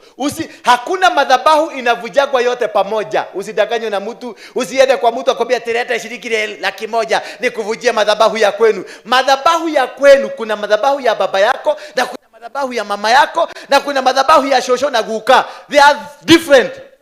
Na pia kuna madhabahu ya maeneo. Ile maeneo mko, hiyo shamba ndio mpata, hiyo shamba ilitoka kwa mkono ya nani? Sasa imagine ulinunua shamba ambayo imetoka kwa mkono wa huyo mama wa kuchijana. Hiyo ndio shamba ilikuwa ya guka yao. Na guka yao ndio alikuwa mchijani. Na guka yao hiyo shamba hiyo sasa, watu ndio walikuwa nafinyiwa anaenda kuzikwa kwingine. Sasa chukua hiyo shamba.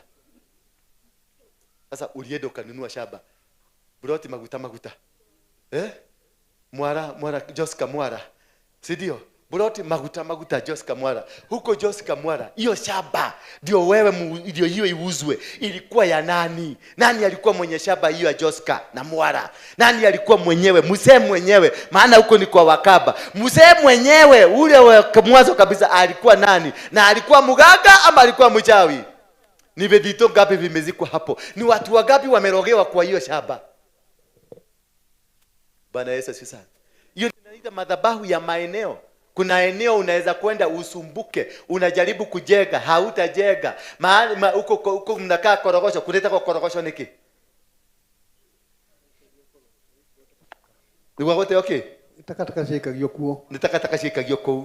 Umugithie kuu mugikara kuu. Takataka ini. Inyu mwikarire na takataka. Iguo inyu mwike. Takataka ona ithu.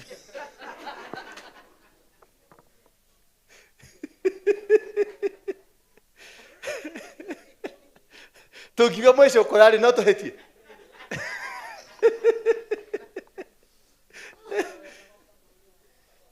Ati mundu wetagwo ke? Kamau. No wetagwo? Korogoco.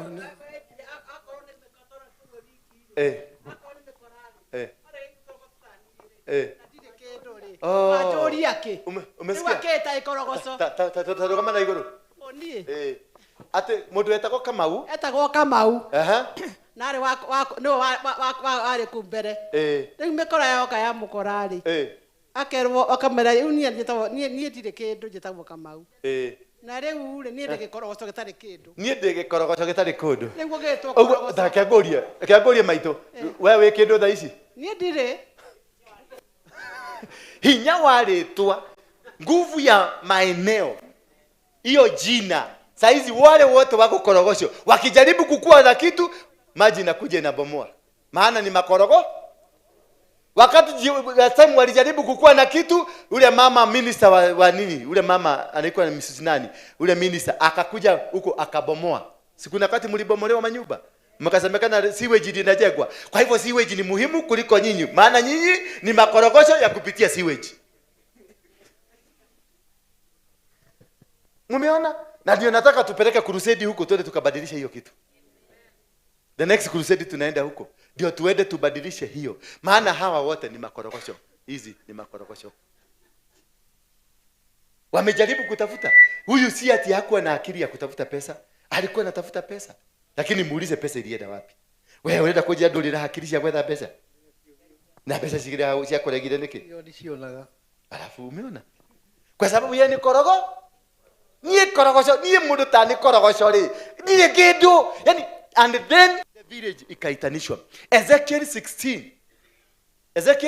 16 verse 1. Mwana wa mtu, binadamu, nenda ufahamishe Yerusalemu mambo yake yaliyo chukizo. Bwana Yesu asifiwe sana. Sasa tuende korogosho, tufahamishe korogosho mambo yake yaliyo nini? Yaliyo chukizo. Yerusalemu ikaambiwa kuzaliwa kwako na kehumo yaku. Kuzaliwa na nini? Kuzaliwa na kehumo. Kuna kuzaliwa na kuna kehumo.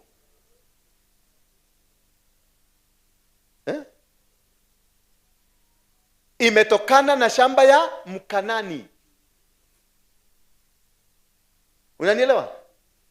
Akaambiwa jambo moja ambalo lililo chukizo. Your origin and your birth is from the land of Canaanites. Then unauliza Canaanite kwani ni nini? Unaangalia Biblia unakuta Canaan ni mtoto wa Ham. Ham ni yule aliona baba yake akiwa uchi, akalaaniwa. Lakini kwa sababu hangelaanika, maana wale watu wote waliingia ndani ya Sabina, hawangelaanika. Kwa hivyo laana iliruka kutoka kwa baba ikaenda kwa nani? Kwa mtoto. Sasa mtoto ndiye alikuwa anaitwa Canaan. Naye Yerusalemu ikaenda ikajengwa juu ya shamba inaitanishwa na nini? Na Canaan mwenye ako na laana. Hilo ni jambo moja lake lililo chukizo. Na baba yako ndani ni Muamori na mama yako ni Muhiti. Waamori walikuwa wanani? Waamori walikuwa watu baya, makafiri, walimchukia Mungu. Walipigana na watu wa Mungu. Naye Wahiti mama yake walikuwa wachawi na waganga. Wewe shamba ile umekalia inaitwa jina ya laana. Mama yako ni mchawi. Baba yako ametoka kwa muherega ambao wanapiga Mungu. Alafu cha ajabu inaendelea kusema ati wakati ulizaliwa haukukatwa kitovu. Kemokonyo kyako hakikukatwa, bado kimeshikana. Kumaanisha nini? Bado wewe umeshikana na baba yako, umeshikana na mama yako, na umeshikana na maeneo. Hasa utafanya nini? Utajaribu kufanya biashara dunia hii, haitakubali. Maana eneo ambayo umetoka imelaaniwa, ilinunuliwa na watu wa Freemason. Eneo mahali umetoka imelaaniwa, ni yule buka wa yule ndiye alikuuzia shamba. Eneo ile umetoka ilipatikana kwa mababu. So what will happen to you? Utaishi uko na akili ya kutafuta pesa, uko na kila kitu, watoto wako watasoma, but there will be no success. Hakuna kufaulu kwa maisha yako. Kwa nini? Kuna kikwazo, kuna kitu kimekusimamisha, kuna kitu kimekuzuia. Kuna neno liko, kuna damu ile iko inazuia. Ukitaka kwenda unazuiliwa, ukitaka kumove inazuia, maana kuna kikwazo. There is a covenant that restricts you from succeeding. Huyu amefugwa na jina korogocho peke yake. Huyu sasa kwake mvua inakuja, inabomoa, inabeba kila kitu. Inataka kumpeleka mahali anastahili kukaa. Kwanza ya juzi imeingia mpaka huko ikatoka na huko nje kwa. Ilipitia sitting room ikatokea bedroom. Huko kwa barabara. Na ikabeba kila kitu. Ya juzi. Na igani? Ya juzi wakati tulitoka hapa. Ilikuwa mingi sana. Ilichukua ile kitu yote ilikuwa imebaki. Sasa unaona? Waliulizwa. Miale mapepo ya kuchunguza destiny za watu iliulizwa. Huyo mzee mmefagia venye anastahili kufagiliwa? Wakasema kuna vitu vimebaki, kukarudishwa mvua. Kabia dedeni mfagie. Mvua inaweza rudishwa purposely because of one person. Mtu mmoja Kenya mzima ileto tu kwa sababu ya mtu mmoja. Maana kuna mahali anastahili. Kuna madhabahu inasema anastahili kuwa mahali fulani. Sasa unasikia mvua ilirudi tu purposely. Kuna vitu tule tulikuwa tumebaki. Na hiyo ilinyesha siku moja. Na ndio ilifanya maajabu, ikabeba kila kitu ikaenda nayo. Ilirudi tu purposely. Kugera indo ile stigarete. Leo tulionake. Unatigirwa na mtu wako.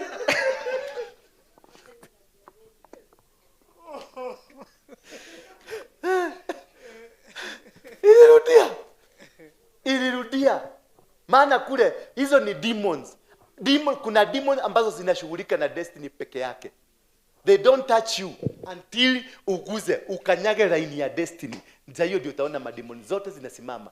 Demons ambazo specifically wakati ambao hauguzi destiny yako hazitazungumza na wewe. Maskote unatembea, hakuna mtu wakati hauguzi destiny hata kidogo hazitakushughulikia. Lakini siku ile utakanyaga karaini, uibe kale karwebo kanaitwa gwaji. De ihenyaine keda kuhutia karoriri. Ukiguza hako karoriri. Ndio nasema mademoni za shosho za gukaza zinakuuliza where are you going? Tulikwambia ukae kule, ukatuomba gari tukakupatia, ukatuambia ukae unataka nyumba tukakupatia. Hapa kuhubiri, hapa hakuhubiri yagwi, because kuhubiri ndio destiny yako. Lakini raha, gari utapatiwa, kanyumba utapatiwa, kila kitu utapatiwa. But the day you start realizing where you are supposed to be, what you are supposed to be, that is when they will come and stand. Na zinakwambia unaenda wapi? Na zitakuja na ukijaribu kuleta upusi kunyefu, zinakurarua kama karatasi. Bwana Yesu asifiwe sana. Hiyo ndio ile kitu ya muhimu. Wakati nilianzisha huduma, wakati nilikuwa ninafanya crusade na Don, hatukuwa tunafanya crusade watu tukiwa tuna mean. Tulikuwa tunafanya crusade just for happiness, to kill time. But the day I decided sasa nataka kufanya huduma, ile matatizo nilikutana nayo, sijawahi kutana na matatizo kama hayo. Sijawahi in my life. It has been difficult. Because najaribu kupenya. Mpaka siku moja tukakuwa kwenye kikao cha familia. Nikaambia watu wetu wa familia, because nilianza kuona katika mafundisho yangu, nikaanza kurealize problem haitoki kwingine, inatoka hapa kwetu. Mimi nilienda kwenye kikao cha familia, watu wote wakiwa, nikaambia kumo mothe deda tuko mudhaida, please I want to beg you, muachane na mimi, niachilie tu kidogo nione venye maisha yangu itaenda. Bwana Yesu asifiwe sana. Wakastuka, atunasema nini? Nikaambia please I beg you, sina ubaya na nyinyi, mami ni waigwa, nataka tu mniwache mimi niwaondokea kidogo, nione maisha yangu itaenda namna gani. Na siku hiyo, kutoka siku hiyo niliwaambia hivyo, milango yangu yote kaanza kufunguka. Kumbe wao ndio walikuwa nini? Wao ndio walikuwa kikwazo. Your mother can be an obstacle to what you are doing. Your father can be an obstacle. Mimi kwa watoto wangu ninaweza kuwa kikwazo kikubwa kwa watoto wangu. Kikubwa. Na kwa sababu nataka mimi naitwa Dora Warege, natembeaga ni kama mimi natembea kwa kama roboti, naletea watoto wangu wote shida. Mimi watoto wangu nawaletaga hapa na wafugua. Wakati Dani alikuwa anaenda Amerika, si tulimlete hapa? Wangapi wanajua Dani? Wangapi tumesaidiana kulea Dani hapa kabisa? Na kina Joro. Wakati wote wakikuja na waletage wapi? Hapa. Ama nawapeleka kwa bishop. Bishop ndio baba yangu ya kiroho. Ninawapeleka kule. Ndio kama kuna jambo ambalo linaweza kuwa linawafuata, limetokana na mimi, tunakata. Hiyo matatizo huko nayo, lazima uende uangalie. Nenda uchunguze huyo mtoto ambaye anakusumbua. Nenda ujiulize ni kwa nini, na Biblia imesema nĩngarathima uciari waku. I'll bless the fruit of your womb. Nĩngarathima. Kamuthi uregete kurathimwo niki? Uraria thina niki? Mwathani agocwo. Uraria niki? Na Biblia irauga nĩngarathima ruciaro rwaku. Ruciaro rwa nda yaku. Nĩngarũrathima. Ũguo ũngĩona rũciaro rwa nda yaku ti rũrathime, we nĩwe ũtarĩ mũrathime. Wagire kũrathimwo nĩkĩ? Tondũ harĩ maũndũ wekire ũtetĩkĩrĩte kwĩyohorania namo. Bwana Yesu. Ndio mnaonaga hapa ndio mnasemaga mimi nakuaga chizi, nakuaga crazy.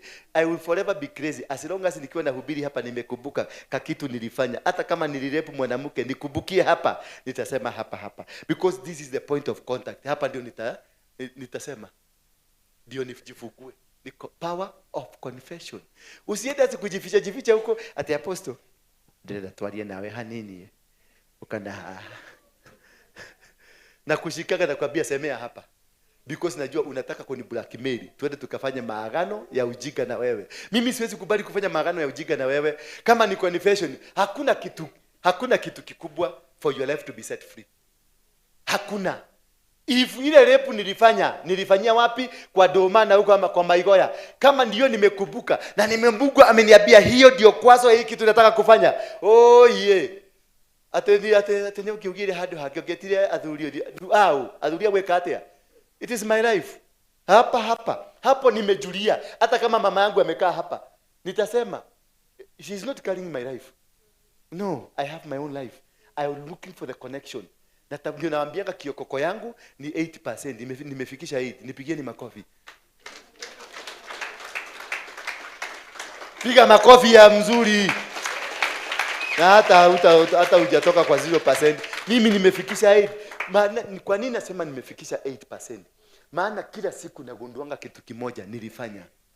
Every time huwa nakumbuka kitu kimoja nilifanya nikiwa kwa Mugiki. Na kujaga hapa ninafanya nini? Ninasema nikiwa Kipii. Unajua Kipii? Venye vipii vilikuwa vibaya. Nikiwa Kipii, kuna siku moja nilienda pale maziwa inawekagwa, unajua kule kwetu kuna maziwa mingi.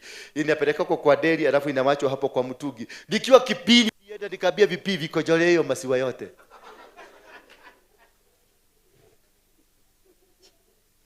Hiyo maziwa yote iliharibika. Kumbuka maziwa ni product ya mnyama. That is a curse.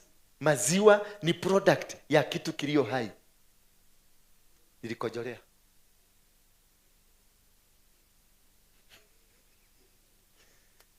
Wakati nilijua hivyo nilibeba maziwa. Bwana Yesu asifiwe sana. Nilibeba maziwa na nikabeba sacrifice. Nikaenda mpaka kwa Harrison. Nikamwambia nenda kukwela kaundo kamwe. Kaniuza nikiwa kanaili botiga na storage nenda kukwela kaundati abohoere aya nenda gukwirira haha mbere andu akaniambia twende kwa ofisi. Nikamwambia pana hapa. Bishop akikwambia twende kwa ofisi, mkiingia kwa ofisi, he is not bishop. Ni Mr. Harrison Ng'ang'a. Usiwahi kubali twende kwa ile ofisi. Ukienda unakutanaga na Mr. Waroige. Na Mr. Waroige ni bidadamu na ako na kila kitu ya kufikiria na una maneno mingi. Huko nitakufugia jicho tu. Nikiwa huko. Tapendelea wakati wako wote tukutane na wewe hapa. Nikiwa apostle. Pale mimi ni Mr. Niko kuhigira lido. Gere modo. Wacha nini na Mr. Waroige? Mr. Waroige. Ukishabani na Mr. Waroige, ndungekenda honokio. Ni mojo hii. Ukutana na Mr. Waroige, hautapenda kuokoka. Utamwangalia hivi utashinda wewe na mtu ndio utahujagelia hale. No nie penda kukutana na apostle ndio upate baraka za kwenda mbinguni. Maana Mungu amenitumia kwa wakati huu, ni mimi nitatumika. Na amenifanya vessel, na amefanya chombo ni release baraka kwako. Lakini nikienda pale utachapwa wewe bure, maana unaenda kuzuia mtu wa Mungu afanye kazi. Na huyo mtu wa Mungu anamjua hiki ni kioje. Akijue kioje ni kama huduma. We. Kanoro nate horosho.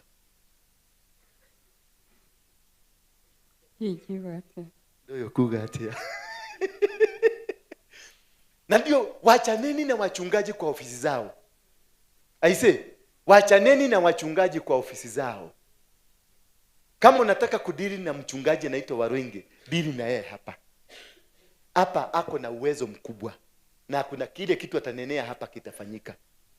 Lakini Warwenge wana pale, unaweza kumkuta ako sawa na unaweza kumkuta wakati maneno yake si sawa. Ukigorana hau itare sawa ri na ni ukorogo we TDH ri toro daka de hadi samure rigi haya gwere na no muthi uroneka ye muraka we mutaka muno ya na haide ndukwaje kwe una gogo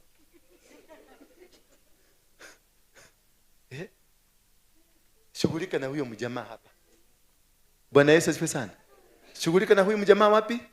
Hapa atakusaidia. Huyu mjamaa wa hapa atakusaidia. Ule wa pale ni 50-50. Unaweza toka huko na laana.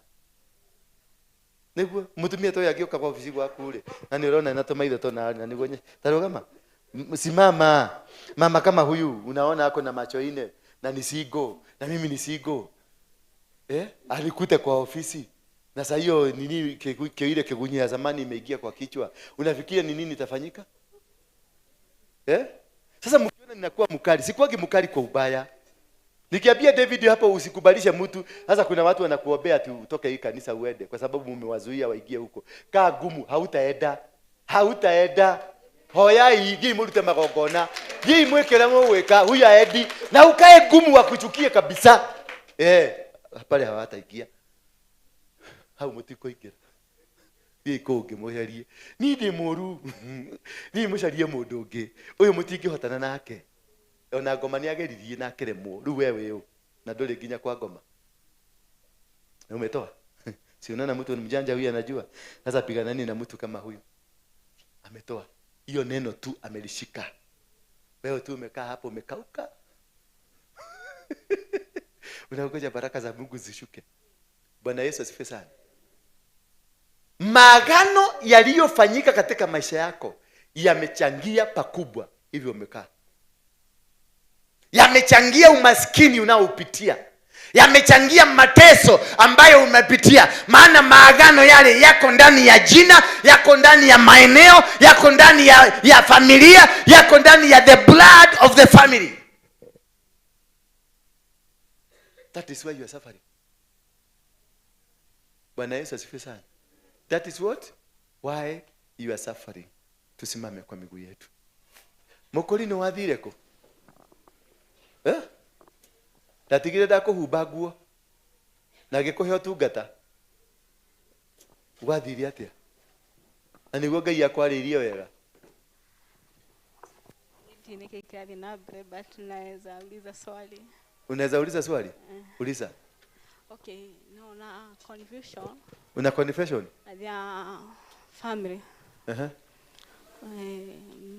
Simameni. Hivyo umehubiri. Kuko na vile nimepata nimeguzika juu ya my father. Babangu alikuwa criminal mkubwa sana.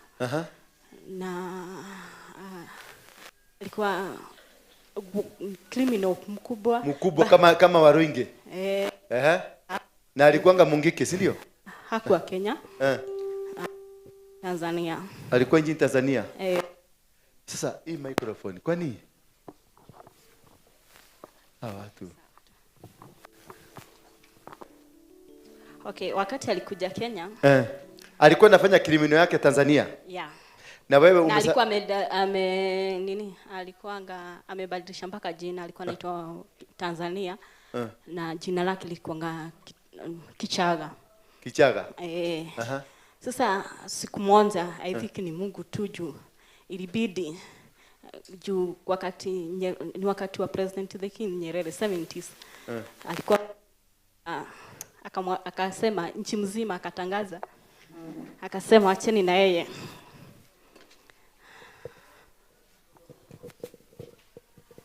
Haya akasema Nyerere akasema wacheni na yeye, huyo ni jini. Nyerere alisema hiyo ni jini. Kwa maneno alikuwa anafanya. Hiyo ni jini. Ya babangu. Haya wakati alikuja Kenya, ilifika mahali I think ni Mungu alikuwa anataka akuje Kenya. Alishekelea Wakikuyu wawili wakisheka. Sasa mmoja akiwa na yeye akatambua huyu si Mkenya, si Mtanzania, ni Mkenya. Sasa ikabidi aletwe Kenya. Sasa alirudishwa Kenya, akaletwa kwa President Kenyatta. Wakati alikuja nyumbani, shosho wangu alikuwa amehamizwa kwamba alikufa kitambo. Na walikuwa wamemsahau kabisa, hawana huo mtoto. Shosho yangu alimuita na ile nyungu. Alimuita na nyungu. Shosho yako alimuita na nyungu? Na kutoka hapo maisha ya babangu ikabadilika. Ikakuwaje? Wakati wote shida nini hawezi akajinua. Yaani unapata mtu mwerevu. Kule Tanzania alijulikana ni jini. Kule Tanzania alikuanga mkora mkubwa zaidi. Ni mkora lakini sasa kwa vile Nyerere alisema hii ni jini. Hiyo ni jini, achana na hiyo. Basi. Hapa mama ya shosho yake ama shosho yako.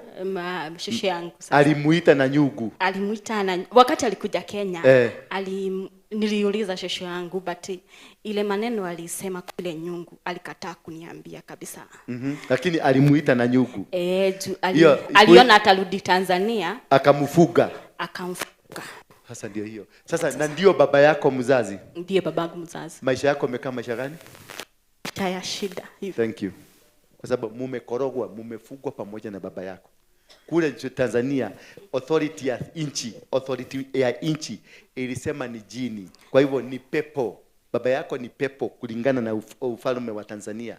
Akikuja hapa amewekwa ndani ya uganga. Mtu yote kilifanyika kupitia kwa nyungu ni uganga. Kwa hivyo shosho yako alikuwa mchawi. Sijaielewa but alifanya na nyungu, alikwambia yeye ndiye alifanya. Alikuwa mchawi. Umeelewa? Na sasa wewe ni mkolino. Unakuta ukirukaruka hapa, unaruka hapa. Ni kweli? Umejaribu kwenda hata nje, umeshindwa. Kwenda. Umejaribu kufanya biashara, haifanyiki. Hazifanyiki. Umeanza kuwa na ndoto zingine za kiajabu ajabu. Ndoto za kiajabu ajabu. Kuna siku ulikuwa umeota mimi ni bwana yako. Pana. Ndio. Ndio, sijui. Unajua sasa siku hizi. Si ujui, unajua. Sema ukweli, ufuguke. Kuna siku niliota. Uliota? Mimi ni bwana yako. Labda sikubuki, labda juu niko na ndoto mob. Uko na ndoto mob? Unakumbuka ukikuja kwa ofisi yangu? Uliambiwa Mungu amekutumaje? Nilikuwa nakuuliza maswali kama uliniambia Mungu amekuambiaje? Ameniambia uliniuliza nikakwambia maswali. Wewe ukubuki. Haukubuki. Mimi sikukwambia ni wewe ni bwana. Sawa. Nilikuuliza. Najaribu kukufungua. Najaribu kukufungua. Wacha na hiyo story. Wacha ifike hapo. Mpatie na microphone. Umemaliza? Sasa nilikuwa nataka nikuulize, naweza kuwa ni jinsi ya kufungwa na ile nyungu ama ni nini tunaweza fanya? Hiyo ndio tunafanya leo. Ile nyungu itoke, mambo kama haya. Hiyo ndio tunafanya leo. Haya. Si umeona? Sio nyinyi tu mumeota hizo ndoto. Kuna wengi hiyo ofisi nikakufungulia maneno yuko kwa hiyo ofisi. Ndoto ni mingi zimekuja. Ndoto nzuri na ndoto baya. Bwana Yesu asifiwe sana. But I don't si ubaya. Kuota ni vizuri. Ama kuota si vizuri? Kuota ni vizuri. Maana ni bibiliko. Watoto wenu wataona nini? Wataona shioneki. Nao wazee watarota ndoto. Yeni kanatigo karaja. Yes, mtu akirota na mtu tanire. Tugimukuwa urunike. When you want to raga iroto ciandu. No, she has the right kuota. Diorote rigi. Diorote. Wala diagosho. Leteni sadaka zenu hapa. Worship. Leteni sadaka hapa. Ndio tuanze ibada ya kuvunja hii madhabahu. Hallelujah.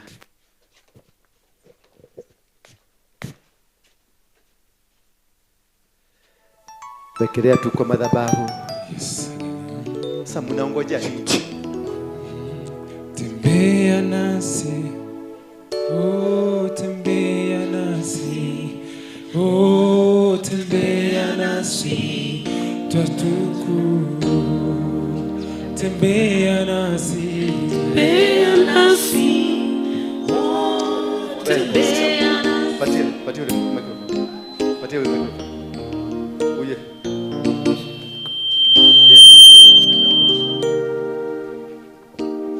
What are you waiting?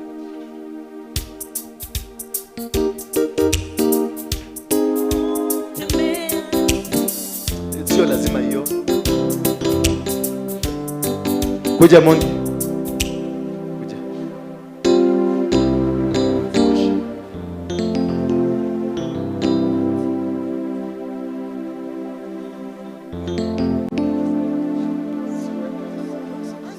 Tusimame tu kwa miguu yetu, uende ukae chini. Nenda kaa chini. Kaa chini. Tusimame tu, inua mikono yenu tunapoenda kuabudu. Oh yes. Thank you, Jesus.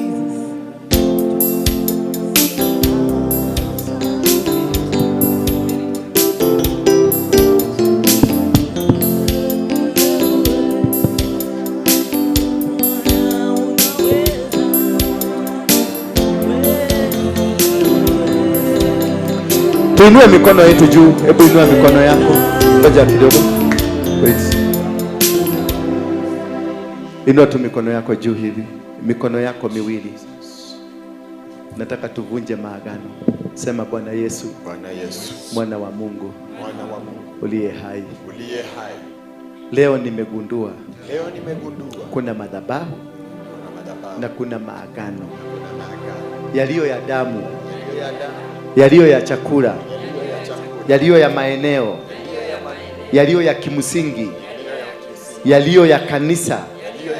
Na hata dini na kitamaduni ambayo yamenifunga.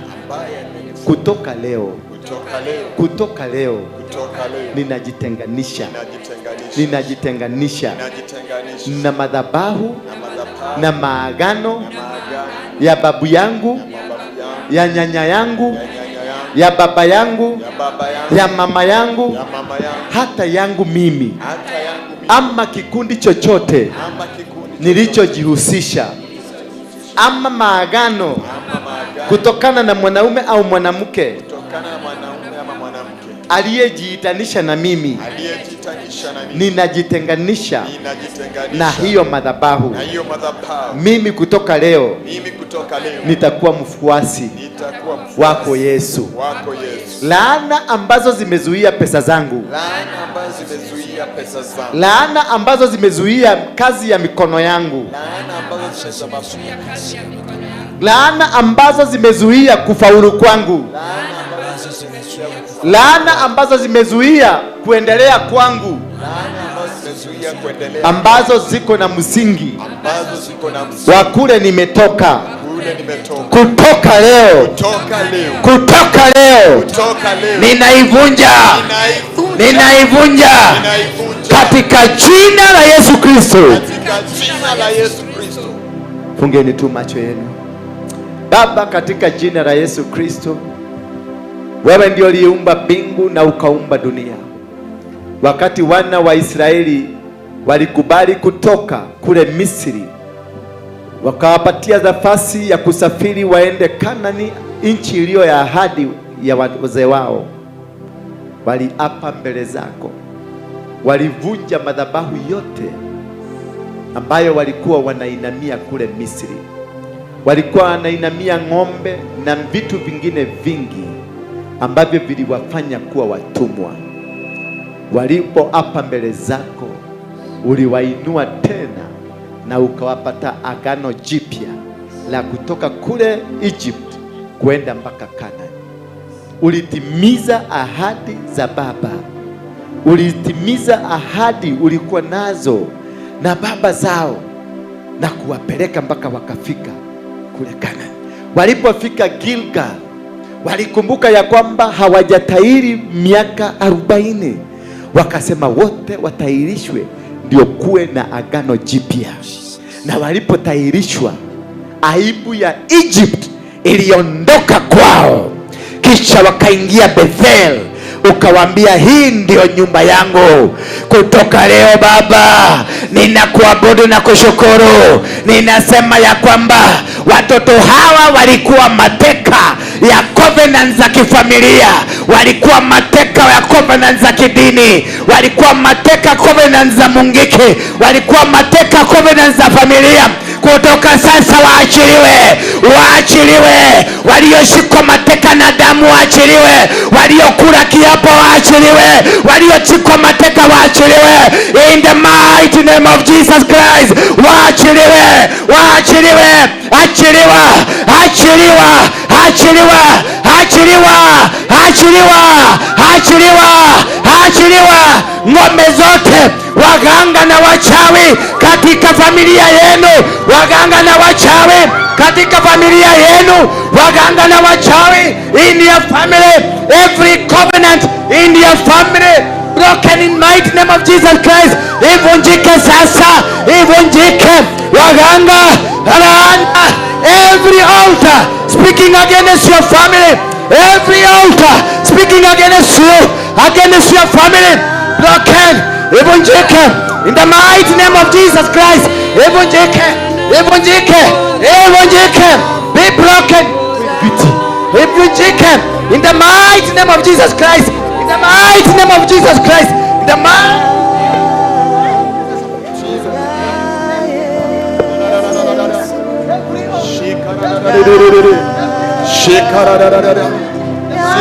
the name of Jesus.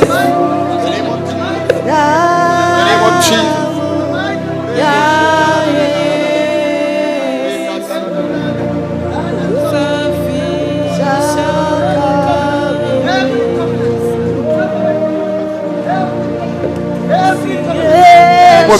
The name of Jesus. Usiyeshindwa, wewe ni Mungu. The name of Jesus. Usiyeshindwa, usiyeshindwa, usiyeshindwa, wewe ni Mungu. Usiyeshindwa, usiyeshindwa, usiyeshindwa, wewe ni Mungu. Usiyeshindwa, usiyeshindwa, usiyeshindwa, usiyeshindwa, wewe ni Mungu.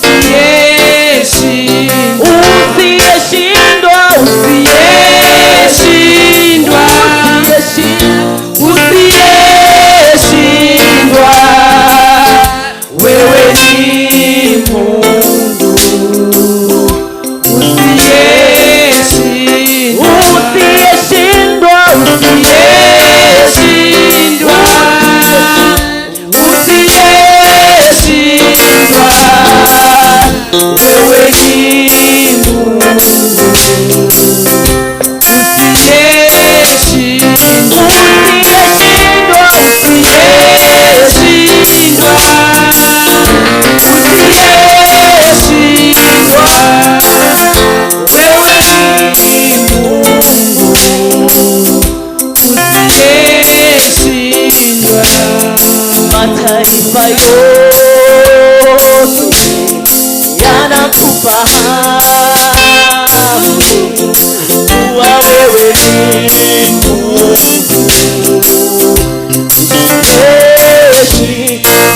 Mataifa yote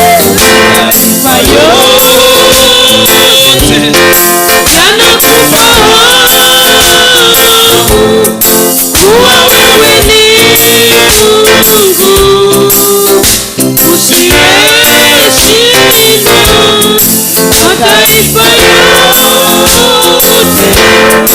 yanakufahamu kuwa wewe ni Mungu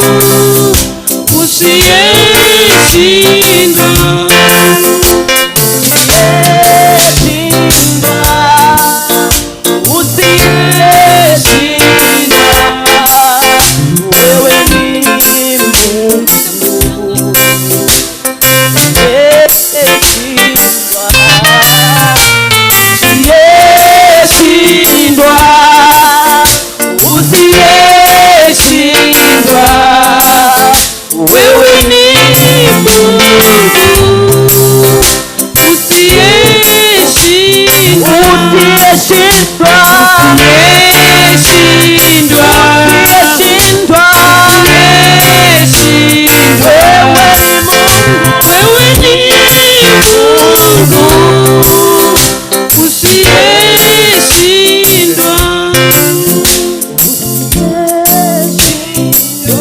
Karibieni hapa, karibieni kabisa. Basta. Karibu.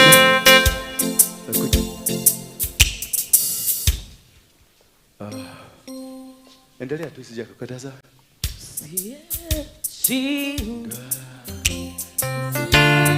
Usiyeshindwa. Usiyeshindwa. Baby.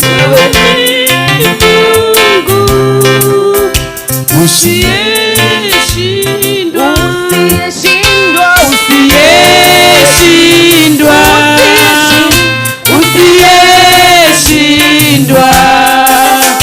Wewe ni Mungu usiyeshindwa, usiyeshindwa.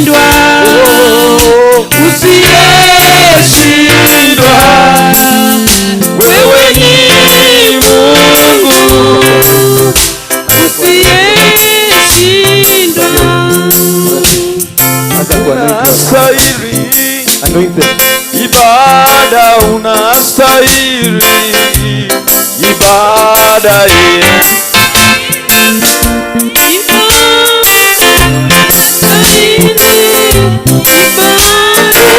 Unastahili ibada, unastahili Bwana ibada wewe.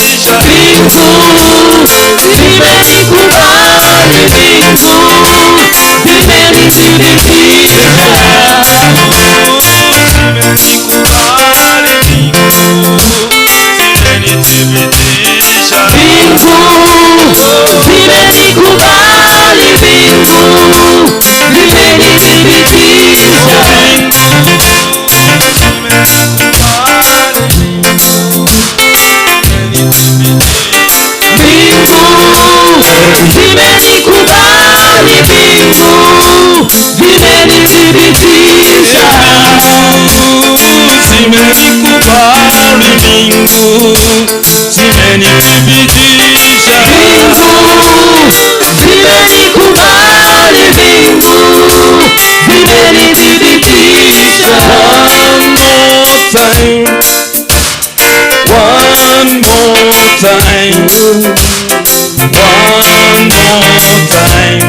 Lord, I need your touch. One more time, one more time, one more time, Lord, I need your touch. One more time, one more time, one more time, one more time, one more time, Lord, I need your touch. Oh, one more time, one more time, one more time, Lord, I need your touch. Wekelea mwenzako mkono. Si kwa vyo geuke. Akuwekelee tu. Shika huyo. Mkono moja, shika huyo. Kuja huko mbele. Wengine kila mtu ashike. Umeguza mwenzako, umeguza mtu.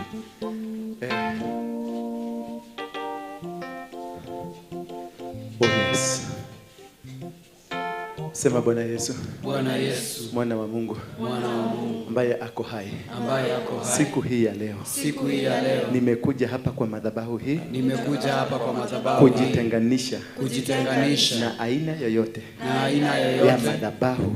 Ya madhabahu. Katika maisha yangu. Katika maisha yangu. Iwe ni madhabahu ya wazazi. Iwe ni madhabahu ya wazazi. Ama iwe ni madhabahu ya damu. Ama iwe ni madhabahu ya damu. Ama iwe ni madhabahu ya dini. Ama iwe ni madhabahu ya dini. Ama iwe ni madhabahu ya spiritual fathers. Ama iwe ni madhabahu ya spiritual ambayo fathers. Ilitumika kunifunga. Ambayo ilitumika kunifunga. Kutoka leo. Kutoka leo. Mimi niko huru. Mimi niko huru. Madhabahu. Madhabahu. Yaliyotokana na matendo yangu. Yaliyotokana na matendo yangu. Matendo ya kingono. Matendo ya kingono. Matendo ya kifamilia. Matendo ya kifamilia. Ama uafiaji wa mimba. Ama uafiaji wa mimba. Ama jambo lolote. Ama jambo lolote. Lililo la kishetani. Lililo la kishetani. Kutoka leo. Kutoka leo. Ninajitenga. Ninajitenga. Ninakata kitovu. Ninakata kitovu. Ninakata kitovu. Ninakata kitovu. Ninakata kitovu. Ninakata Ninakata mawasiliano. Nakata covenant. Ninakata covenant. Nakata mawazo. Nakata mawazo. I will never. I will never. I will never. I will never. I will never. I will never. Be associated. Be associated. Sitahusiana. Sitahusiana. Na huyo aliyekuwa wangu wa zamani. Na huyo aliyekuwa wangu wa zamani. Sitahusiana na madhabahu ya wazazi yaliyo ya uchawi, yaliyo ya uganga, yaliyo ya vituko vya kifamilia.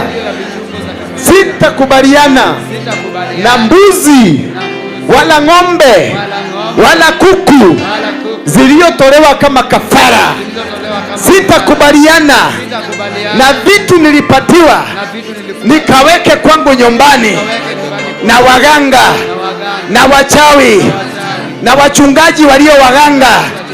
Vitu vyovyote, iwe ni mafuta ya nguruwe, iwe ni vitambaa, iwe ni maji, iwe ni mafuta, iwe ni jambo lolote, kutoka leo, kutoka leo, mimi si wa huko. Nimefanya agano, nimefanya agano na damu ya Yesu, Yesu wa Nazareti. Nimefanya agano na Yesu mwana wa Mungu aliye hai, aliye hai. Kutoka sasa mimi ni mtoto, aliye mtoto, aliye mtoto na maagano yake Yesu mwana wa Mungu, mwana wa Mungu.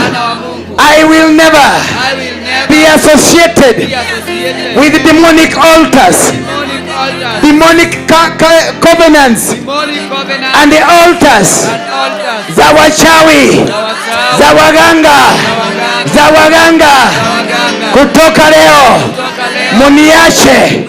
muniache, munikome. In Jesus name, in Jesus name, in Jesus name, in Jesus name. Maagano iliyofanywa na ndugu zangu, iwe ni my sister, iwe ni my brother, iwe ni my cousin, iwe ni mama yangu, iwe ni auntie, iwe ni uncle, iwe ni shosho, iwe ni guka,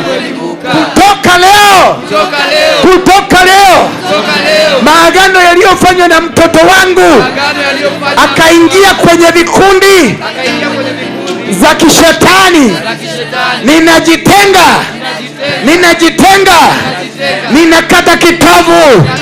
ninakata kitabu in the mighty name of Jesus.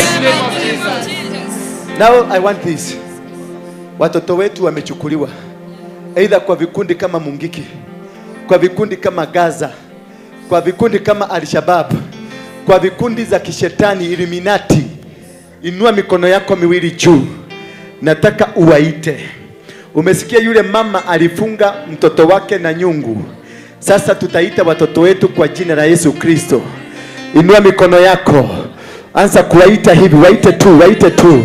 Make a step of faith. Muite watoto wa jirani, watoto kama wako hawana shida. Watoto wa jirani wataje kwa majina, waite ndugu zako. Kama hauna ndugu aliyepitia mambo kama hayo, ita huyo wa neighbor, hata dada yako, mume wako, hata mume wa mtu ambaye amepotea kwenye ulevi, ambaye amepotea kwenye uganga. Waite. Ita mama yako atoke kwenye uchawi, ita baba yako atoke kwenye uchawi, ita guka atoke kwenye uchawi. Waite, waambie koja in the mighty name of Jesus, in the mighty name of Jesus, in the mighty name of Jesus, in the mighty name of Jesus, in the mighty. In Jesus name we pray.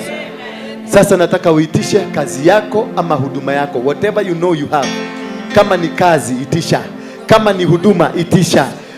Anga imefunguka, bingu imefunguka. I can see ile ngazi ya Jakobo ndio hiyo imeteremuka. Kule bingu kumefunguka. Already now we are in Bethel. Itisha kazi yako, itisha biashara yako, itisha huduma yako, itisha watoto wako, waitishe sasa. Itisha huduma, itisha kazi, itisha safari ya kwenda ng'ambo. Milango ya ng'ambo ifunguke, milango ya UK, milango ya Amerika, Canada, Australia ifunguke sasa. Biashara yako, shamba yako, nyumba yako, ulikuwa unajenga nyumba ama unajenga nyumba, ya milango hakusipatikane na kizuizi wala mtu atakaye simama na kazi yako. Bomoa sasa, wabomoe.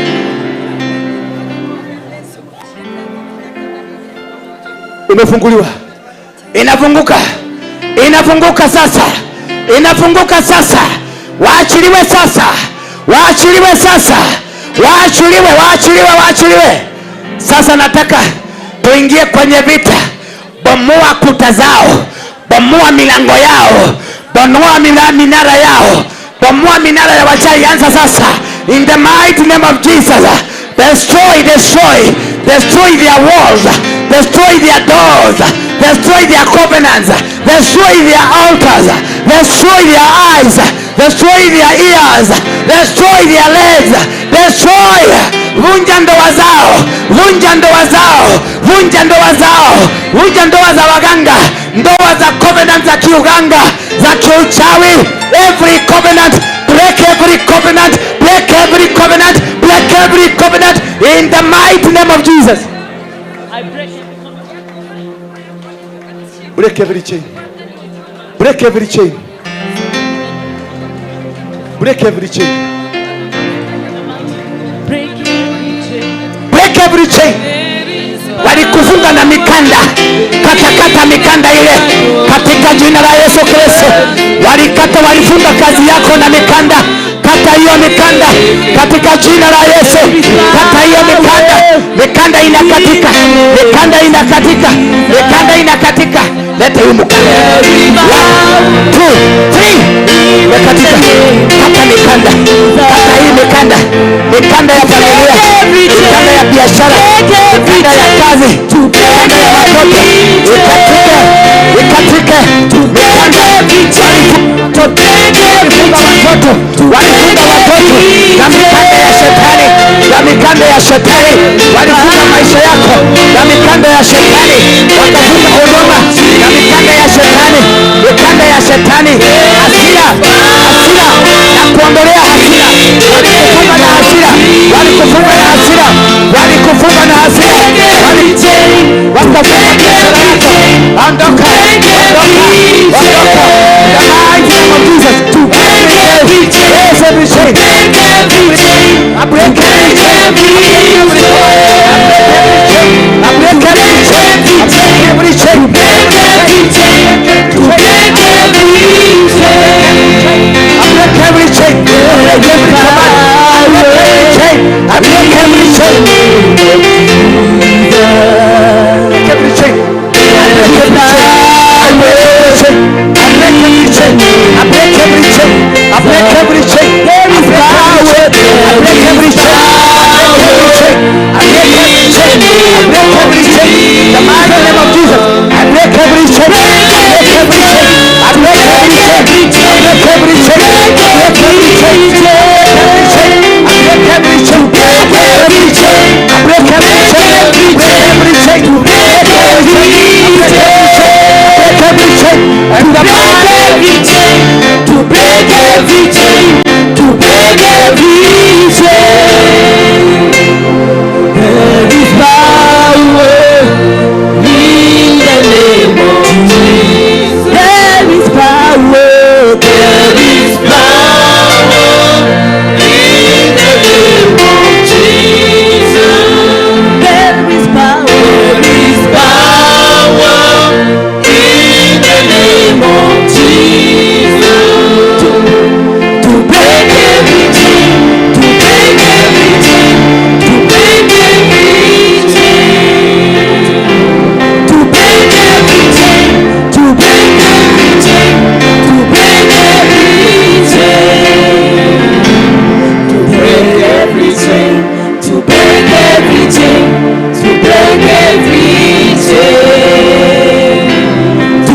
every chain, to break every chain, to break every chain, to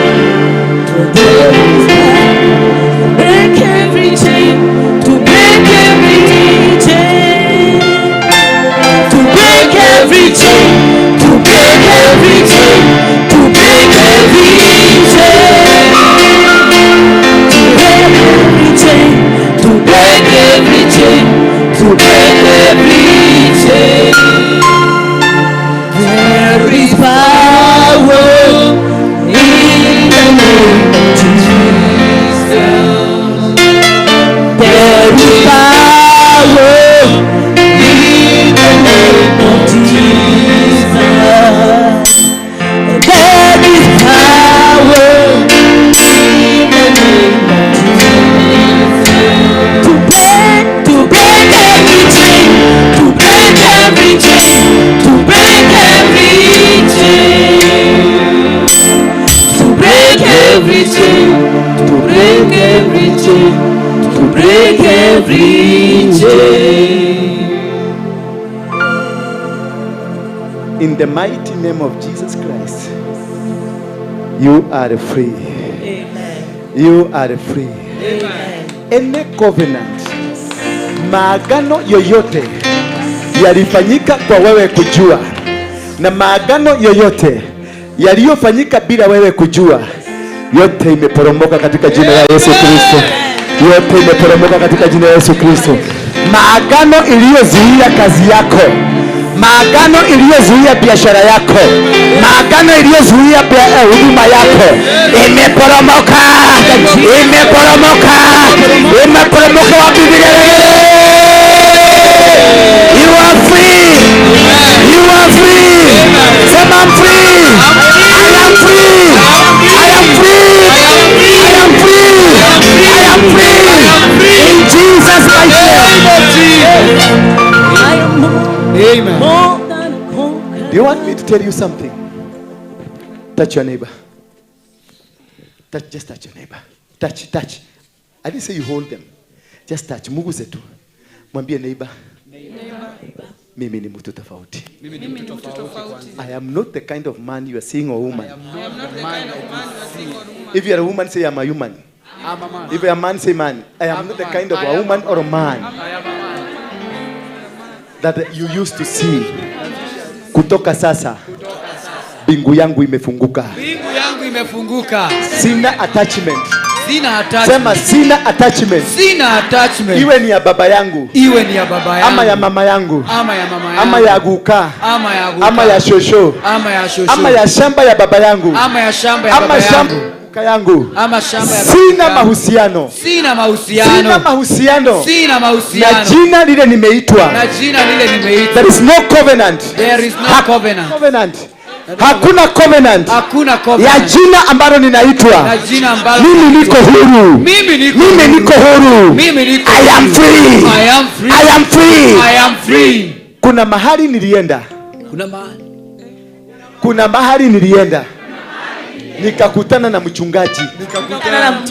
Akanifunga.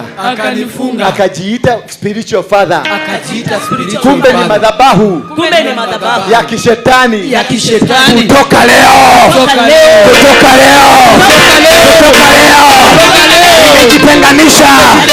Nimejitenganisha na madhabahu ya shetani, na madhabahu ya wachungaji, na madhabahu ya wakuhani ambao walitoka kuzimu. Sasa niko huru.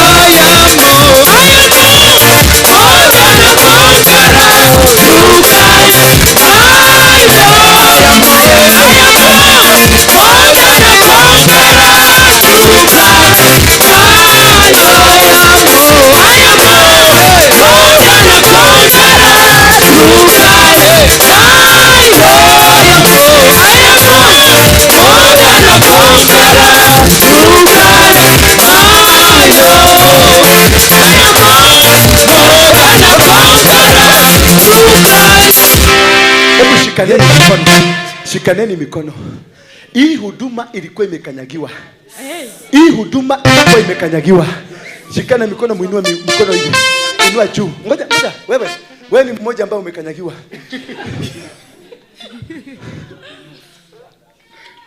Si umesikia?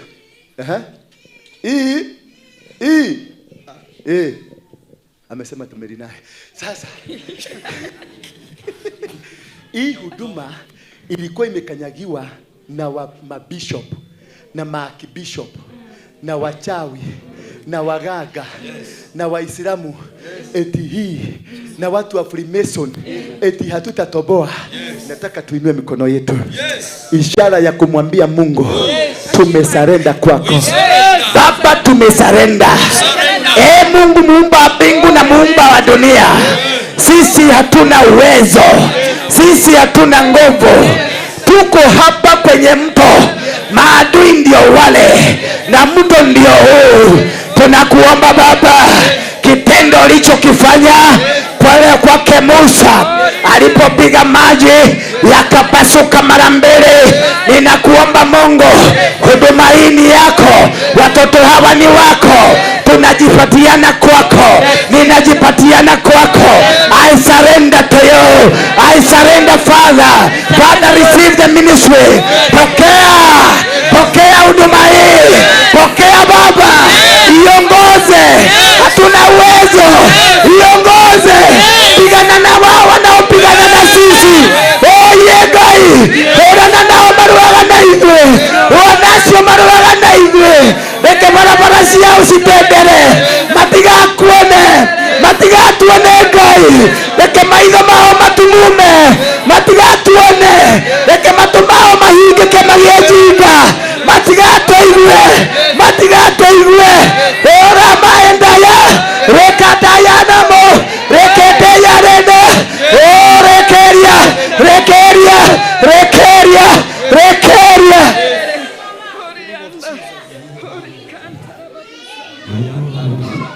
Holy Spirit has taken over now. Holy Spirit has taken over now. Holy Spirit has taken over now. Oh, confirmation coming. Confirmation. It is no longer our business, but God's business. It is no longer our business, but God's business. It is the business of the kingdom. The business of the kingdom. Ndio sasa. Holy Spirit. I am more than a conqueror through Christ my Lord. I am more than a conqueror through Christ my Lord. I am more than a conqueror through Christ my Lord. I am more than a conqueror through Christ my Lord. I am more than a conqueror through Christ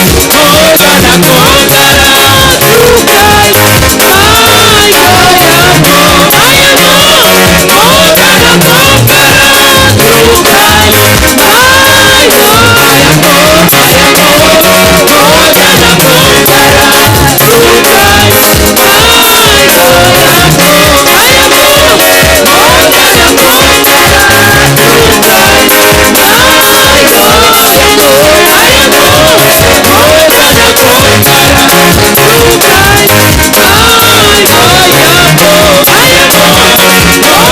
conqueror through Christ my Lord. I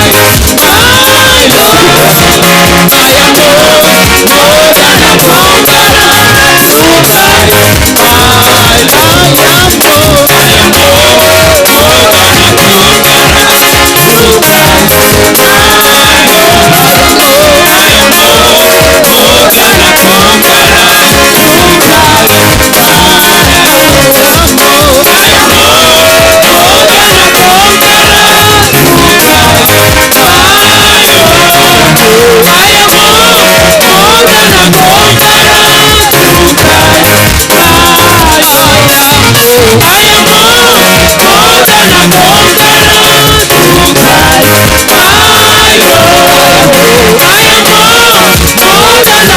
conqueror through Christ my Kuna watu wanane huduma zao zimeachiliwa sasa hivi. Hey! Nitahesabu 1 mpaka 3. Nikisema 1, mnasema Holy Spirit. Ndio mconnect. 1, Holy Spirit. 2, Holy Spirit. 3.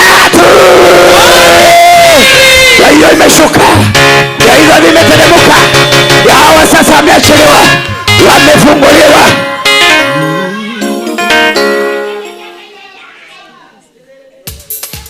I am more than a conqueror through Christ my Lord.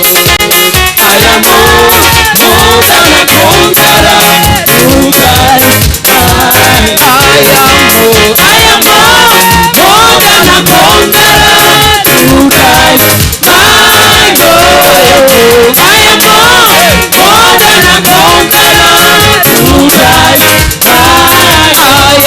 I am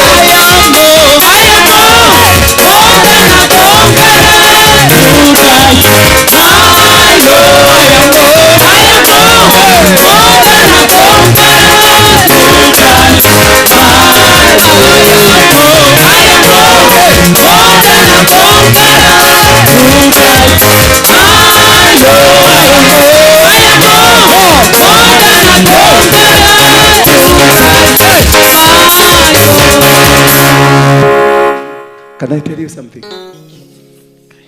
God has opened every gate for you. Amen. I'm hearing a message. Somebody give us Isaiah 45 in Kiswahili. Isaiah 45 in Kiswahili. I'm hearing that God has created billionaires here. Oh, yes. I don't know how you're going to become. What's wrong with this man? I don't know how it's going to become for you to be a billionaire. But it has been released. Amen. I saw billion. I saw billions. I have seen visas for the most difficult countries that you go. I have seen visas. I have seen ministries opened up. I have seen ministries. I have seen ministries. Huduma zimeachiliwa. Huduma zimeachiliwa. Ninaona watu wakienda Turkey.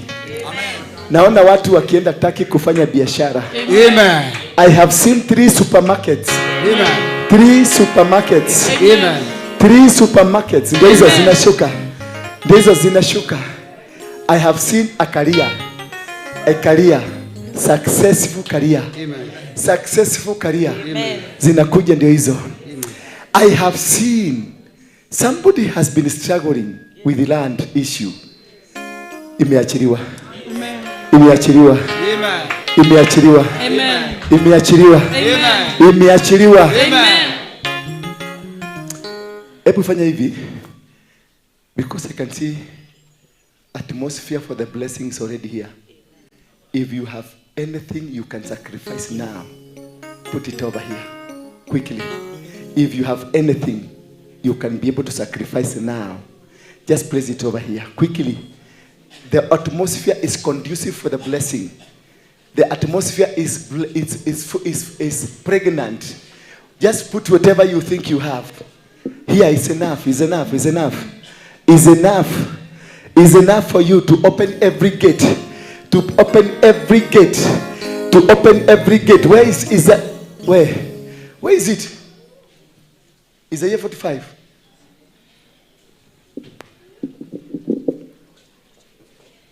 Quickly, and then return here.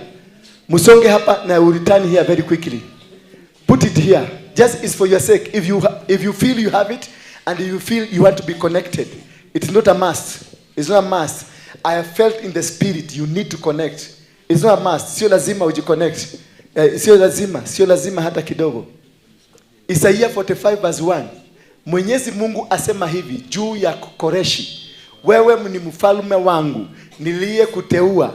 Mimi mimi naitegemea nguvu yako ili uyashinde mataifa mbele yako na kuzivunja nguvu za wafalme. Mimi nayafungua malango ya mji mbele yako na hakuna lango litakalofungwa. In Jesus name. Amen. If you did not understand that, I don't know what you will ever understand. Kama haukuelewa hivyo na haukuelewa maana hivyo tumefanya, hautaelewa kabisa. Forget it. Oh yes.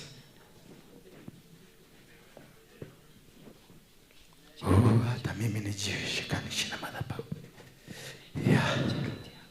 Hata mingi huduma yangu inahubiri dunia mzima. Amen. Nihubiri kama Bonge. Amen. Nihubiri kama Benihim. Amen. Niite mataifa yote. Amen. Maredio yatuzungumzie.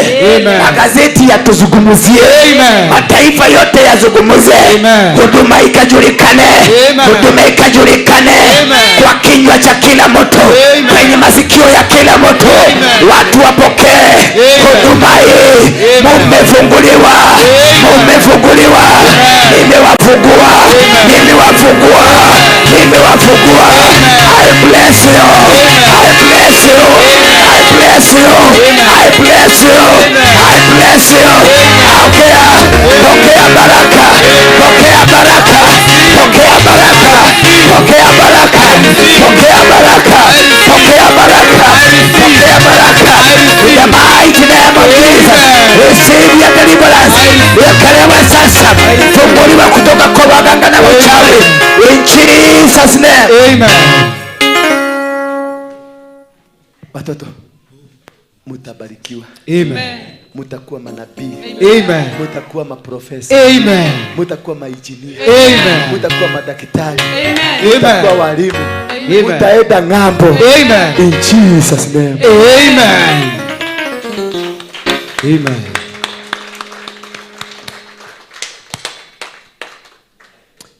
I am now.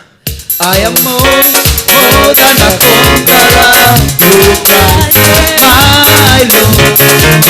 I am more than a conqueror through Christ my Lord. I am more than a conqueror through Christ my Lord. Kifua kilikuwa kinakuuma. Go breathe in. 1 out. Breathe in. Out. Breathe in. Out.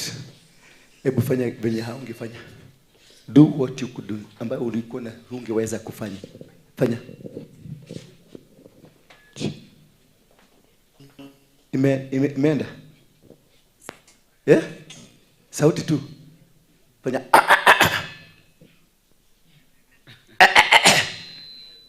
Ongea sasa. Ongea. Eh? Sema ongea na mimi. Ongea na mimi.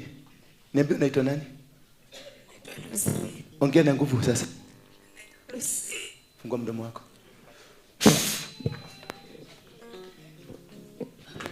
Nani mwingine ako na tatizo la kimwili sahi? Kuna neema ya uponyaji. Hivyo na release. Kuna watu ambao wameachiliwa kipawa cha uponyaji. Amen. What I'm doing now, I'm doing what God has shown me. I'm a release. Amen. Now, tuende nani? Uko na shida ya kimwili kuja hapa. Ni macho. In Jesus name. Wewe ulienda kutembea na watu ambao ni wachawi. Umesikia? Ulienda kutembea na watu wachawi, wakakuwekea uchawi. Sasa wewe unakaaga kama mchawi, lakini wewe si mchawi. Lakini unabebaka uchawi. Na ni watu walikuwekea, watu wa kwenu. Walishindwa, umeenda Spain namna gani? Na wapendeswi. Hata saizi wamekurushia confusion mingi. Baka umeshindwa utafanya nini? Mungu wa mbinguni akukumbuke. Every demonic power and authority, uchawi wa aina yote ile uvunjike katika jina la Yesu. Amen. Yes.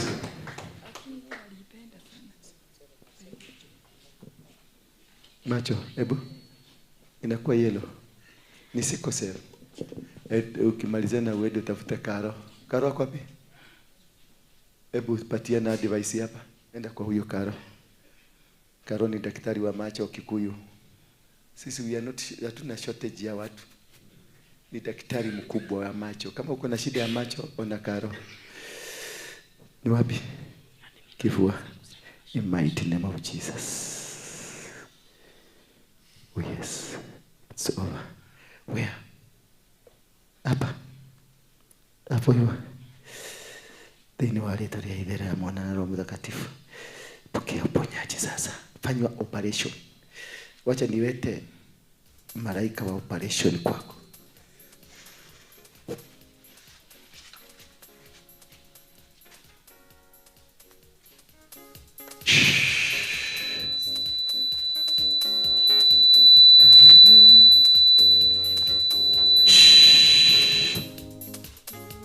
Wapi? Tumbo na macho. Macho yamefanya nini? Hebu niangalie. In Jesus name. You are healed. Kifua, mgongo na miguu. Baba ni wale tare Yesu Kristo. Ndio tumio tuke wakuona. In Jesus name. Na wewe. Magoti mawili na hip joint. Kwa nini walikwambia ni arthritis? Na nerves.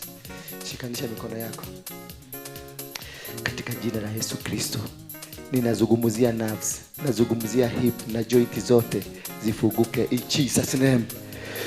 Na wewe Mgongo. Wapi hapa? In Jesus name. I am more than a conqueror through Christ, my Lord. I am more than a conqueror through Christ, my Lord. I am more than a conqueror through Christ, my Lord. I am more than a conqueror through Christ, my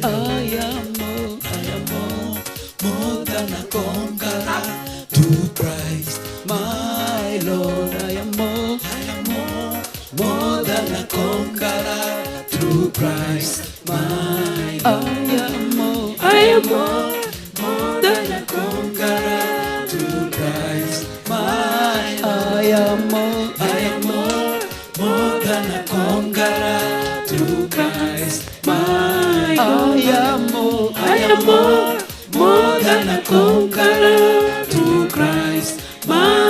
Lord. I am more than a conqueror through Christ, my Lord. I am more than a conqueror through Christ, my God. I am more than a conqueror through Christ, my. I am more than a conqueror through Christ, my Lord. I am more than a conqueror through Christ, my God. I am more than a conqueror through Christ, my Lord. I am more than a conqueror through Christ, my Lord. I am more than a conqueror through Christ, my Lord. I am more than a conqueror through Christ, my Lord. I am more than a conqueror through Christ, my Lord. I am more than a conqueror through Christ, my Lord. I am more than a conqueror through Christ, my Lord. I am more than a conqueror through Christ, my Lord. I am more than a conqueror through Christ, my Lord. I am more than a conqueror through Christ, my Lord. I am more than a conqueror through Christ, my Lord. I am more than a conqueror through Christ, my Lord. I am more than a conqueror through Christ, my Lord. I am more than a conqueror through Christ, my Lord. I am more than a conqueror through Christ, my Lord. I am more than a conqueror through Christ, my Lord. I am more than a conqueror through Christ, my Lord. I am more than a conqueror through Christ, my Lord. I am more than a conqueror through Christ, my Lord. I am more than a conqueror through Christ, my Lord. I am more than a conqueror through Christ, my Lord. I am more than a conqueror through Christ, my Lord. I am more than a conqueror through Christ, my Lord. I am more than a conqueror through Christ, my Lord. I am more than a conqueror through Christ, my Lord. I am more than a conqueror through Christ, my Lord. I am more than a conqueror through Christ, my Lord. I am more more than a conqueror through Christ. Kuna ile chai yenu iko how much? 6,000.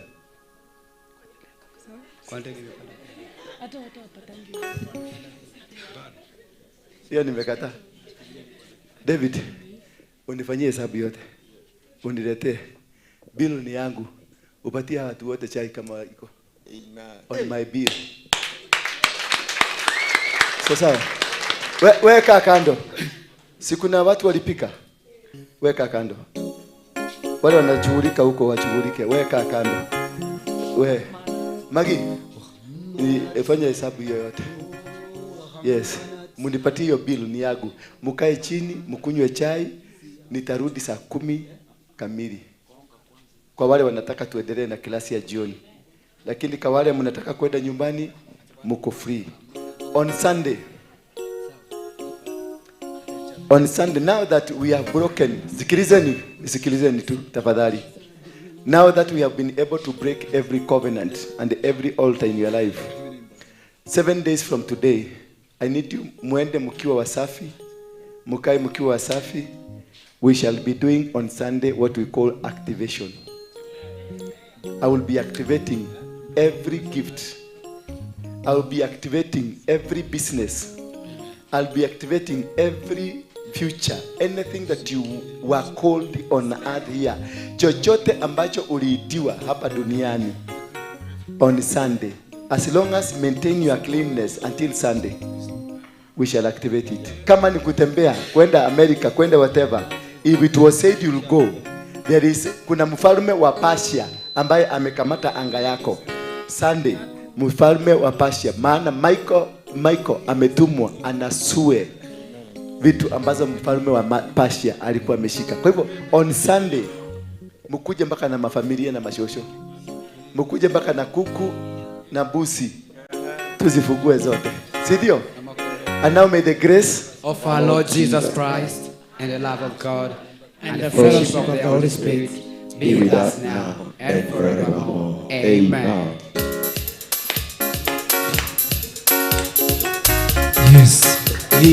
Hakuna usiloweza. Yesu.